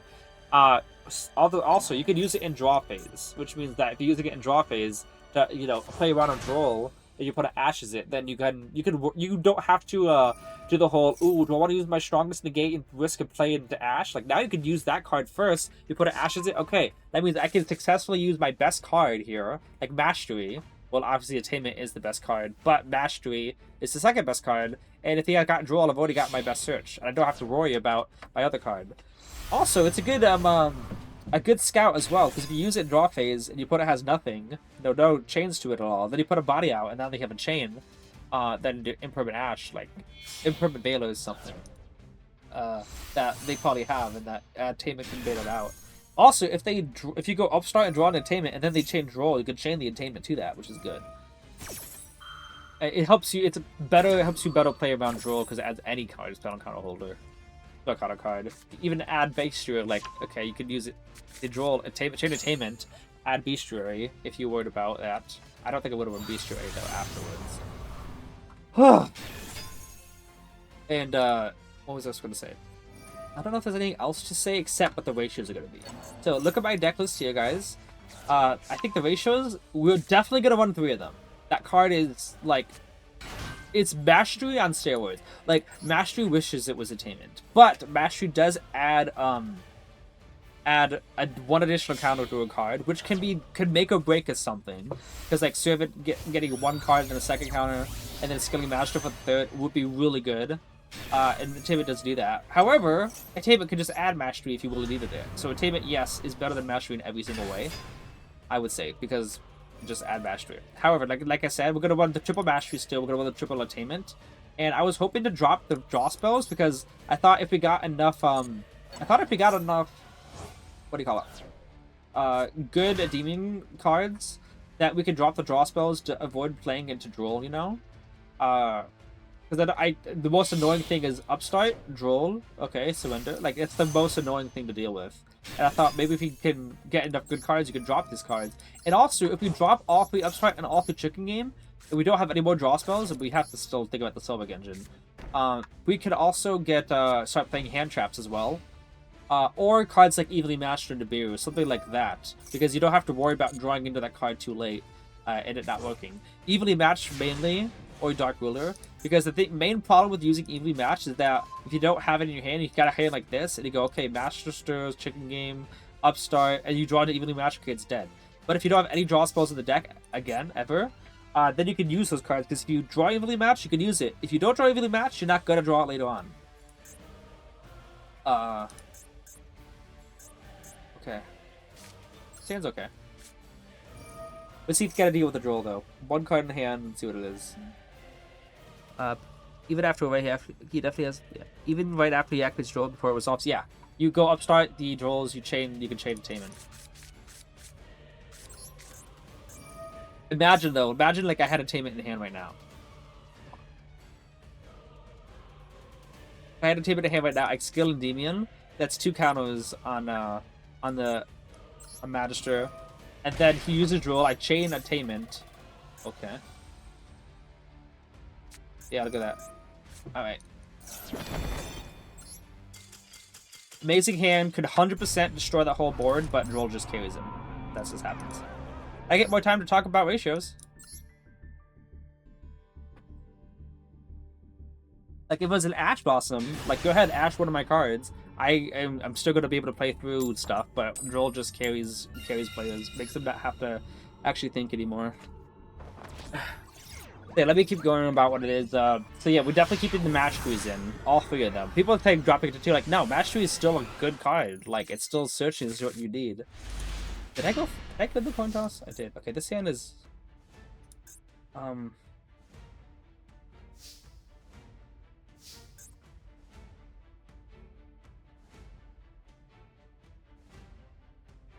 Okay. We could use Abductor, use it to get Magister, and then Pendulum it out. To go for a spellbook play. Yeah. I just gotta make sure I tell you. I figured out what the ratios are, what the 3 things are gonna be. Like, I'll explain to you why they are in a second.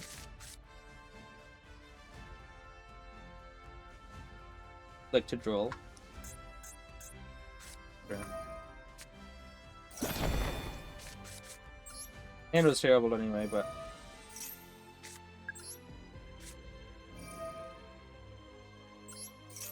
What if I should have just pen summon to see if he would have chained like an Imperm or something? Alright.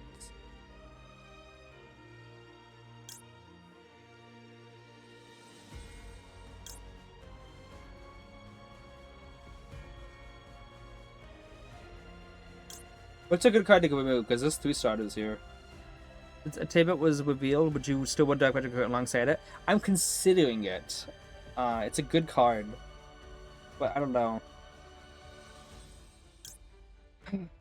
So, it just because you can add a Dark Side response to deck to your hand. So, that discard 1 card. But this card just adds any of them. Door Mouse is obviously 1 card. This is 1 card. But this card, I can negate the trap card when he's set. So it's gotta be down between these 2. Why does he have 4 starters?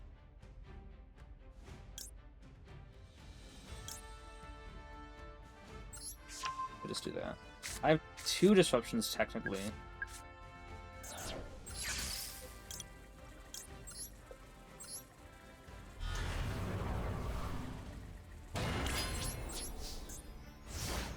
Well, skull emoji. Yeah. Okay. I think I'm just gonna wait. I'm gonna let Cold Sock resolve. I could probably chain Garuda to like a Splash Mage summon, you know? It'll actually be impactful. But since I was letting Goldfuck stay in the deck, I probably should have just put back the Mister card.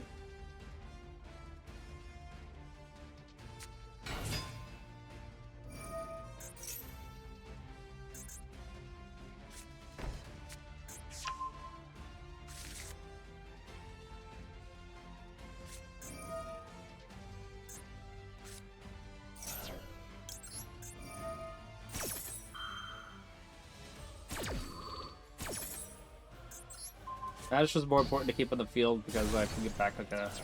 And it's not got Garuda still.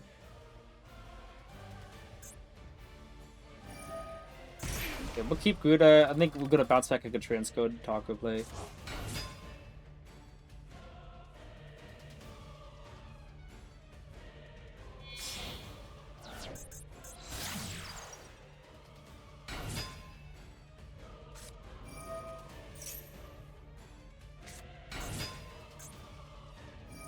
You know he's got gold spark in hand, so.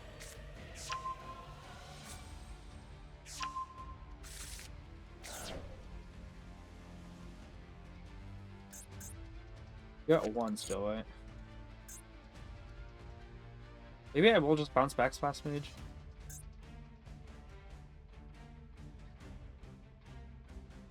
What do you guys think? Splash Mage or Transcode? But then again, if he goes Splash Mage, he could probably just make that one that banishes. You know, I think we're gonna bounce this back because if he is able, he's gonna use that effect and summon back out the Oh, is it Impulse in him? Okay, yes.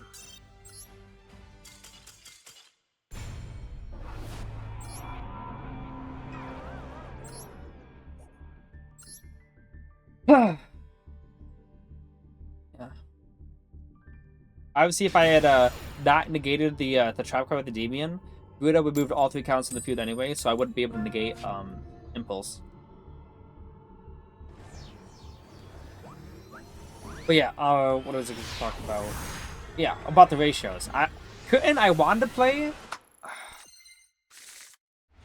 but yeah, the deck is really getting a lot more tight, as Tuco Salamanca would say.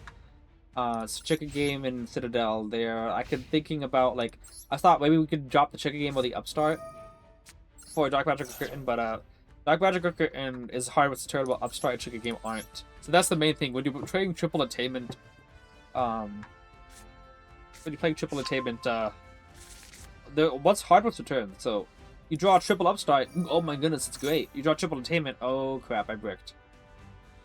So the thing is, Dark Magic Curtain's supposed to fix that. Because you think that if you draw all these hard 1-ofs, the Dark Magic Curtain's great, because then you just summon out a Jacking or an Endymion, banish it for Demod, Demod adds Souls, and then Souls can send those cards anyway. So like, a Dark Magic Curtain, by itself, will be able to get out and get access to Souls. And then, in doing so, you can go Crowley to put the Spellbook engine, which is like really good. So I'm also on the fence, because now we have 3 extra slots like Attainment there. Though I might still run triple Curtain before Attainment shows up. So an Attainment, before it goes up, we'll run Circle. Having said that, currently speaking, Chicken Game can be placed with Attainment. Chicken Game, ever since, what do we call it? Ever since Souls has been immediately searchable whenever I want to, Souls, Chicken Game has been nicer to have, due to the fact that I can just, what do you call it? That I can, send away the Chicken Game for an extra draw. You might like that was always the case before that you could Souls before, but you had to use Abductor to search that Souls, which you're giving up a negate for that servant. But if you summon out like a card like Jagger can get off those counters, and then banish for Demod, and then go Souls, and then do all this stuff without even giving up the normal summon. Yeah, it's a little bit more delayed, but Souls is much easier when you're summoning a negate and banishing it for Demod than summoning out Abductor and then getting 3 more counters in the field. So we use Abductor and then summoning out Souls. Like, it's so much easier that it's more in running a Chicken Game. But yeah, we could still remove Chicken Game for that.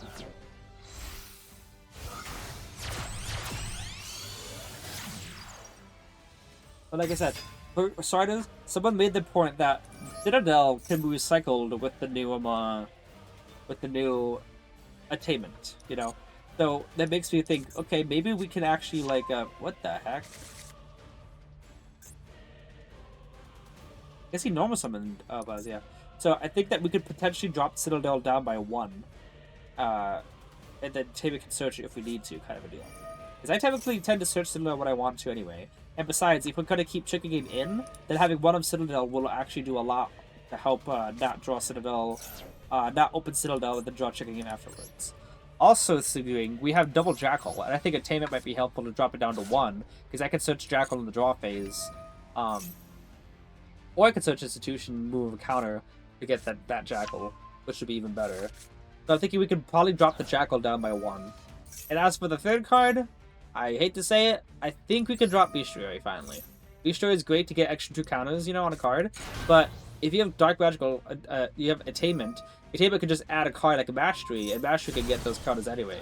Like, you use Attainment to add a counter holder, get the counter on it, and then you could activate the other counter holder. While Bestiary can get you 2 counters, then the third one from it. Attainment can get you like a Citadel, and then the activation of that can get you another counter. It's like a similar thing. I think those are the 3 cards we're going to drop. This is like the weirdest branded deck ever. So yeah, it's going to be the idea I'm going with right now. 1 Jackal, 1 Citadel, 1 Bestiary, and a place for triple Attainment. That's what I'm thinking of. Okay. So we have the other Dark Vision spell, yeah. Dark Vision Concurrent is the cards I'm a little bit of a thinking about. Okay, let me go back and see what the strap is in his hand. Actually, let me read chat really quick. Yeah, I see it now. Okay. Dark Magical Curtain is going to be an interesting one to go. So he activated Rebellion to get Magna Hut, activated Brand High Spirits to reveal Magna Hut, send Titan and Magna Hut for out, follow the White Dragon. So 4 cards in hand. Normal summon it, and such summon Pleasure from deck. So 3 cards in hand. Tribute it for another Follow the White Dragon. Then he set 1 for Striker, linked away, set the other Striker for that. So we don't know anything else that's in his hand. He added Ravine. Ravine discarded Ash Boss to get Absolute Router. Add Tracer. And activate that, Special Summon Tracer. With that. Like this. Adding the Whirl Reboot. So we know about Whirl Reboot in hand. He just drew a random card, okay. And now he's got that card too. Draw a random card. Okay, so you got Detonator and Reboot and a random card. He banished an Unwood Goddess.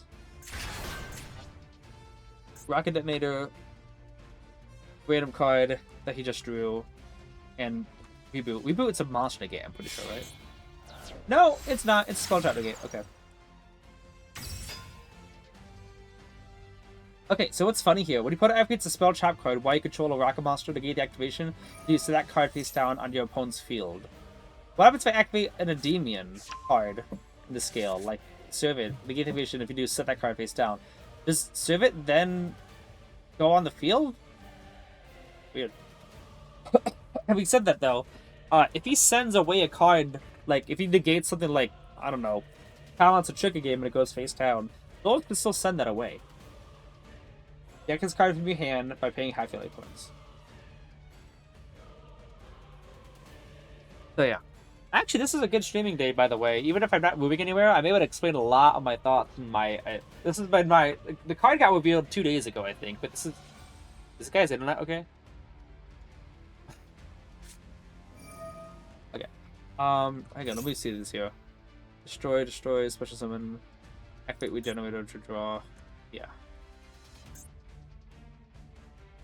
1 rapid trigger from your deck to hand. He added double interlock, which is what? Why does have the interlock or double interlock? Okay, so he added this to hand and then he activated it. So yeah, we still have the counter trap and 2 unknowns. You should summon it. Is this guy internet gonna be gone? My hands is playable. I think he's gonna lose connection. Nope. Okay, it's back. Alright, what's your fusion summoning?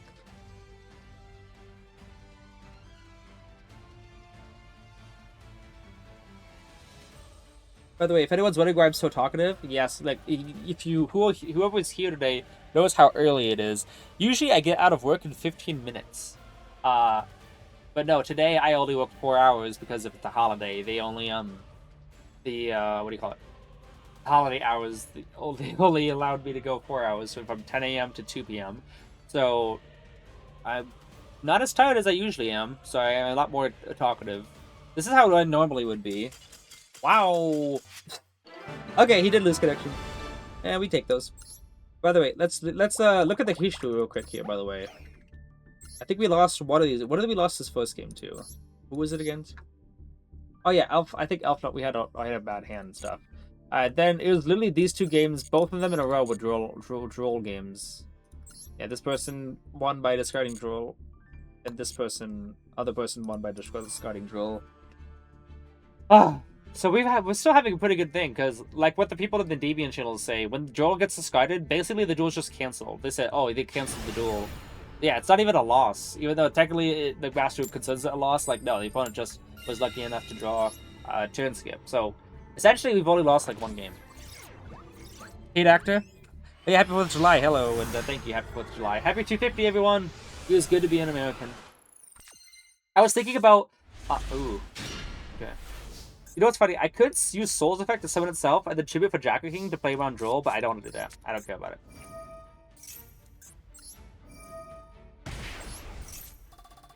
No Droll. Yeah, sure. But yeah, I was actually thinking about what if I got like a American flag banner to put on to like have a constant gift playing. I thought that would be funny. We have both Jacking and Endymion. Just build Jacking. Do that. Put away you. Would love if I could set away the second check game, but it's fine. Do that. Go upstart. Do we draw? Okay. We can work with that. We want to summon you. Could. Cause yeah, we can still work with this. We want to scale you.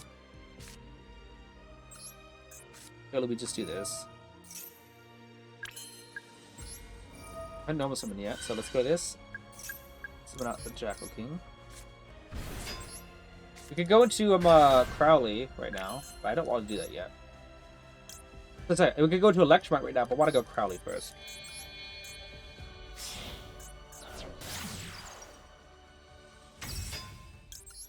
Nibiru is Darkside down, but I'd still would like to play around it. I would love to get a secrets off of this.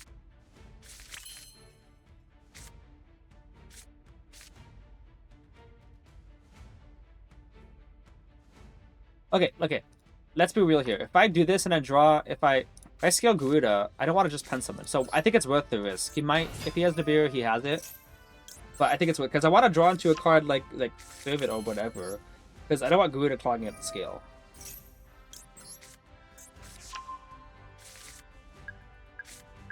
Okay, we go Crowley, Lala. Do we want to send away Crowley or Blue Boar?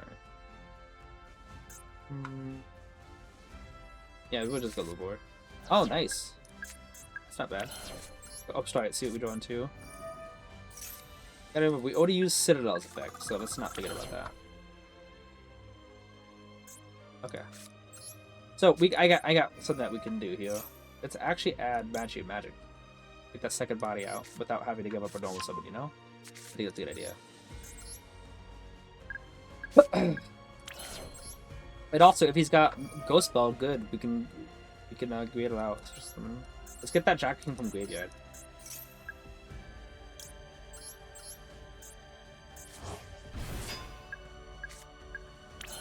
Alright, that's not using Endymion yet. Yes, it's a waste of counters. Yes, I know, I'm sad. But do that. Extra is getting linked away anyway, so I might as well put it in the extra monster zone. And if you get into like a Magistrate that can summon, I'd rather use the effect to put the card in the this column, you know. I learned my lesson. You want to summon Electromite in the middle, because if you can resolve a Magistrate, you can put that in the column that you don't want to link away. Okay, we got double Jacker King here at a Endymion. But we need a low scale still.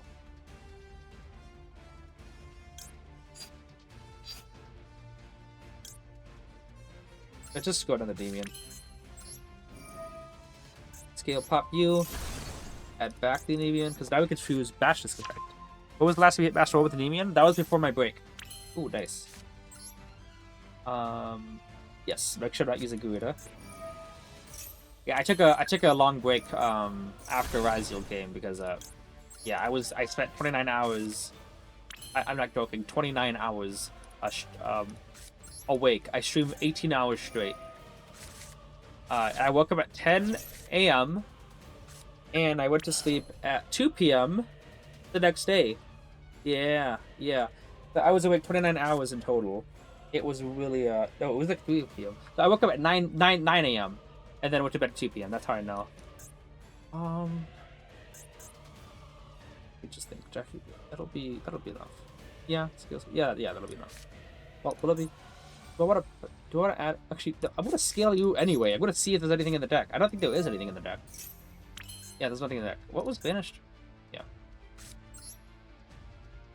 So yeah, after Ryzel came, I actually spent 18 hours straight streaming, trying to get Master 1. It was not worth it. It was very much not worth it. I got from was at Master 2 with 2 wins remaining, and then it made me D-Wing all the way back to Master 5 over the course of 18 hours. Yeah, well, it made me D-Wing back to Master 4 over the course of 18 hours. It was very much not fun.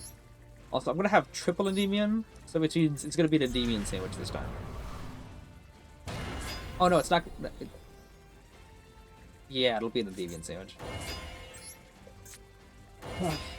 No, it won't be an Endymion sandwich because I can't summon a demon on the very left. It's fine. 2 Jocker Kings and then triple demon on the right is gonna look very whatever you call it, very neat. 1, 2, 3, 4, 5, and 6.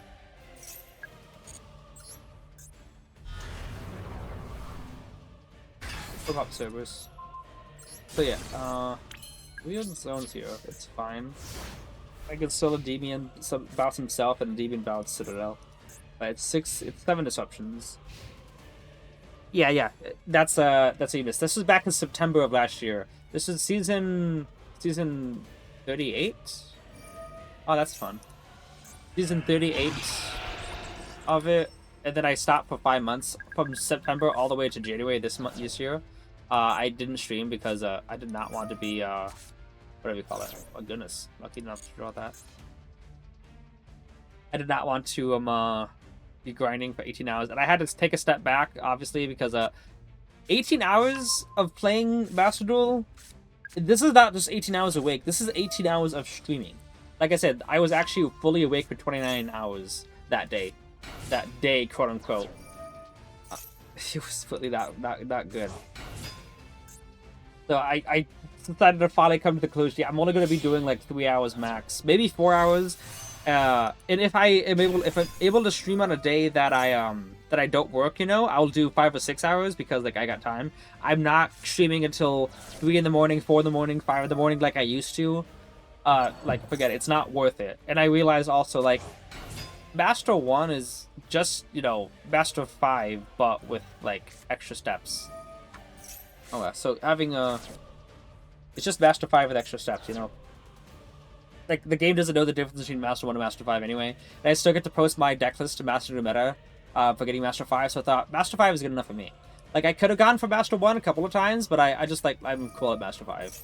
I could have gone for Master 1 last month, but there was a lot of weird streaming days. Like, days that I couldn't stream because because of holidays, days I couldn't get to it.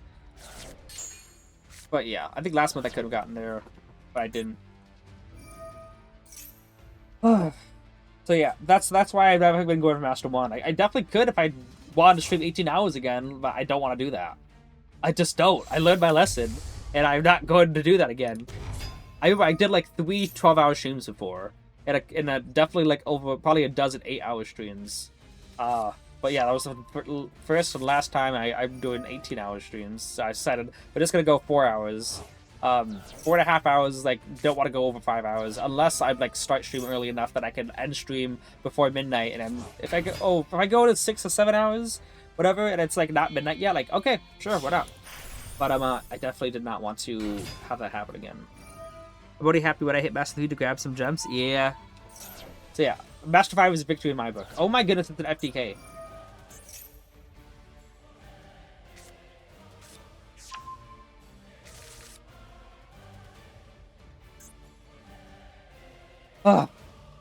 But I do have a goal still, that I do want to get Master 1 one more time before Endymion gets new support. And they got 1 spell. I don't know if that really counts. Like, I was expecting Endymion to like get like 5 or 6 cards, like which characters in Alistair did. So my mentality was, before that happens, I want to get Master 1 more times to prove that the deck list that I had could still do it, and it didn't need to just rely on a new modern playstyle, whatever. That was my goal. I didn't want to, that evenly matched? Oh my goodness. Like, he could have drawn Dark Ruler evenly matched, true. He just drew Dark Ruler, which is good. So, before Attainment comes, I would definitely want to get Master 1 at least one more time. But like I said, I don't know if one spell is going to be, like, enough to consider, like, oh, this is not the same deck list that you were using before, so technically you needed to rely on this new spell card to get Master 1. You'd, like, Endymions can't cut it, you need to wait for modern support. Like, I wanted to still show that the deck list that I've been using is good enough. Oh my goodness, what is this guy using?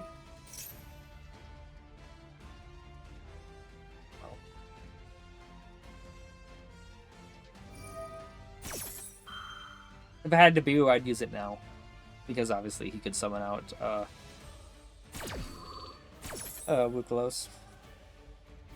Yeah, that's one of my goals still, is to get out get to Master 1 before Endymion gets a loose support.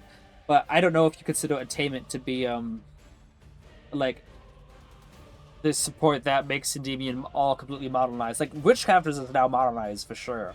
Like, I don't know if I want to say it's competitive to, like, combat cool tune and everything like that, but the deck could definitely do some awesome stuff. What is? Oh my goodness, was this like supposed to be a Give Me Puppet FEK or something? Wait a second. Oh, I think I recognize something here. I think somebody, they used this and they made like the Beals card and they summoned it to the opponent's field, and then they made a you know, they used Give Me Puppets and stuff for that. And then they made a... Oh my goodness, dude. How... Does he not have any more cards left in deck? Dude, how do you... How are you going to... Oh, he's got Keldo. He's got Keldo. He's fine. He's fine.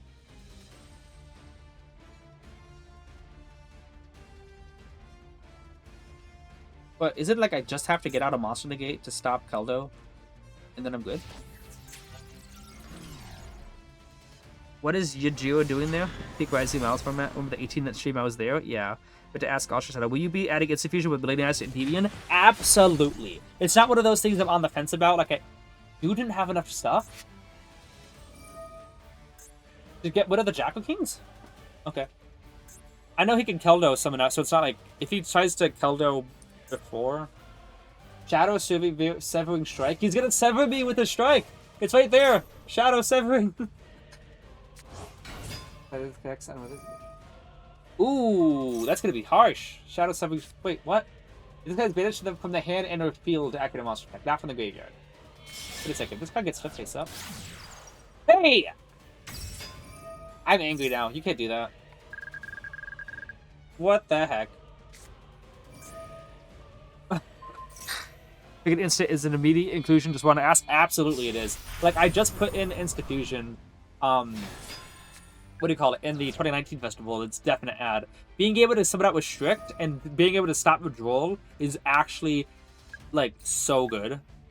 Another idea to use is that you can also put in Shadal Winda, El Shadal Winda, and that card will allow you to, you can summon it, and then link Electromite and Winda away into Selene, and then Selene summon back out the Winda, and your opponent's floodgated. But I imagine you'd pen summon out first, and then summon out Winda.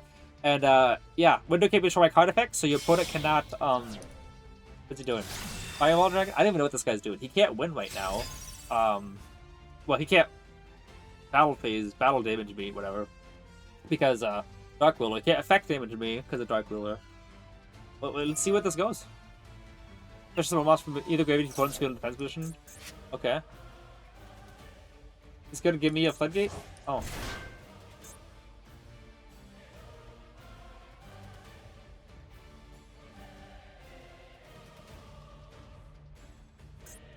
Be interesting. Let's see what happens. What he's gonna go for.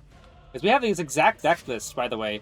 Everything is in sight except for 2 cards, so it's not like it's gonna be Exodia.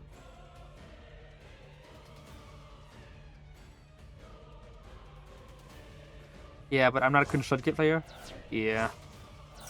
I might try out the Winda thing just to show people that you can do it, which is like, you know, more things a demon can do.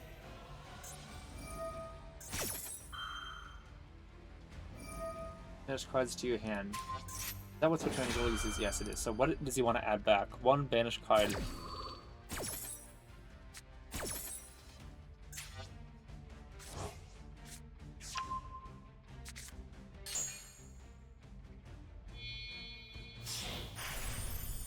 Okay.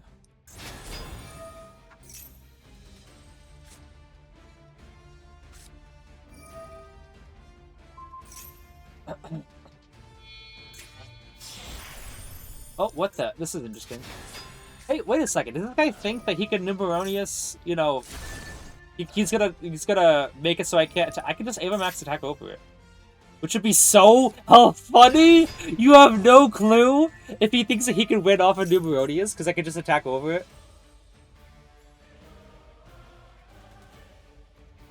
I could also Underworld Goddess it.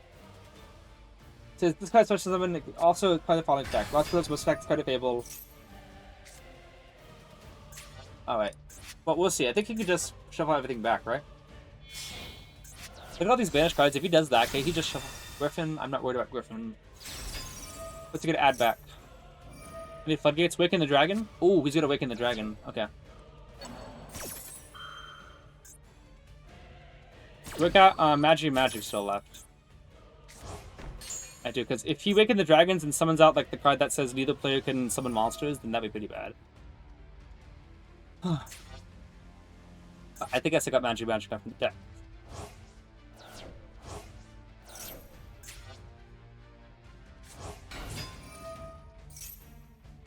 This is interesting.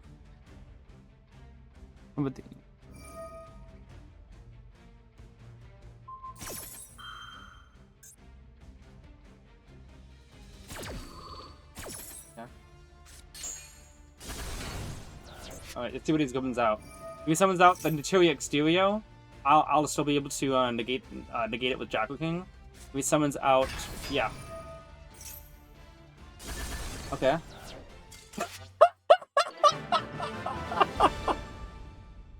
No way, dude! What was your point? What was the actual point? Destroy all the monsters you control. Yeah, and I could still out that because Mastery adds Magic. Okay, guys, if you're wondering, oh, what if he had more time? I was still fine. He destroyed his whole field, by the way, and he can't summon anymore. My next move would be Mastery, add Magic, and then just, like, banish Last Warrior from another planet, and I win. Then I just flip over the Jackal Kings and stuff. And he would have to use his Keldo to shove it back 3 as well. I'd put the 2 Jackal Kings face up, you know, and then if he did any monster effects at all, Talents was going to be able to do to steal stuff. This is after Dark Ruler. I would like to get a whatever you call it. I wonder if we should just end it off that. I think that was hilarious. That was funny. That guy went on for so long. By the way, I did check my graveyard banishment and extra deck. I don't know why I wouldn't check extra deck. That's weird. I still had Magic. That's not like this card would be in my extra deck. But yeah, I had Mastery to search it. He had no cards in hand, by the way. No cards in deck, so it's not like he's going to draw into it. Would not be able to Ash it at all. I couldn't flip the Jack King's face up. But Mastery, add Magic, and then banish it, and I'm home free. Now, I mean, I don't really have enough to go for game at that point, but I'd have an extra draw for turn. I have 2 Jack Kings that can link to Electrify if I needed to. And if you use any monster effect, that's 2 talent straws from me as well. Which, yeah. I think we still were fine. I don't know what that was doing. I'm fine with ending it here. That was funny. That was really funny to see that guy go on for that long. Especially, it's funny to see him go on for that long when I am pretty much safe, you know? I knew he couldn't FTK me because of Dark Ruler. And the idea was he tried to do, this was a Numeronius FTK, I think it is. Either going first, Wicked Avatar to Floodgate, going second, you wanted someone Numeronius and get 100,000 attack to make it so I can't attack over. Which is, it's creative, you know, I give it to you. But, like, did he have a way to make this card indestructible? Because, like, how is he going to go about summoning out Last Warrior from another planet and then keeping this on the field? Because it says, Apply the following effects from the start of the next turn after this card was special summoned. Boss opponent controls must attack this card to Fable, and end the opponent's turn if this card did not battle you in this duel. So here's the thing. It says apply the following effects from the start of the next turn, which means even if this card leaves the field, does it still apply? Let's say in draw phase, apply the following effects from the start of the next turn after this card was special summoned. Okay, was the idea... Okay. So what's his idea? Summon out Numeronius, and then destroy it so that at the start of my turn, the card's destroyed, I can't battle it, and its effect still goes through. It sounds like it doesn't even need to be on the field for its effects to kick in, Like, you summon it, and the effects, it's applying here. So even if you destroy it, while this applies, it's going to still be applied. But I assume, if this guy's especially the effect of this, it gains big opponent also apply the effects of this. So, yeah, it looks like it does. Labao, yeah. It says, if this card is special summoned by effect of C1000, it gains 100,000 attack. Also apply the effects to the start of the next turn. Which means it gained 100,000, which means the secondary thing automatically applied. So his idea was he wanted to summon out Last Warrior from another planet. And then this card applies. Then destroy his own card. And then I draw my card, I can't do anything, I end my turn. And then, because it's at the end of the opponent's turn, if the card did not battle you in the duel. He wanted to... I think that's how this works. So as long as this fusion ecstasy monster is not on the field, its effect still applies. It can't attack into it, and he just wins from there. I'm right. However, like I said, I had mastery to search magic and banish it. Let me know if that's right. I'm pretty sure. I'm 99% sure this is it because it should apply the moment it's special summoned. But that's a creative idea. I think he wanted to do that turn 1 stuff. But yeah, we're gonna call it. It's fine. We didn't move at all. We weren't even supposed to stream today, guys. By the way, we weren't. I was just supposed to go to my 4th of July party with my coworkers. But we found that it was starting later than normal, which it is supposed to be starting like around this time. So we're gonna call it right now. I appreciate every single one of you for being here. Thank you so much. We had 26 people. I appreciate you all. It is currently 4th of July, so I would encourage all of you to go out and celebrate being an American if you are, and celebrate people being happy if you're not American. So, thank you all so much for being here. I'll see you guys tomorrow on Sunday.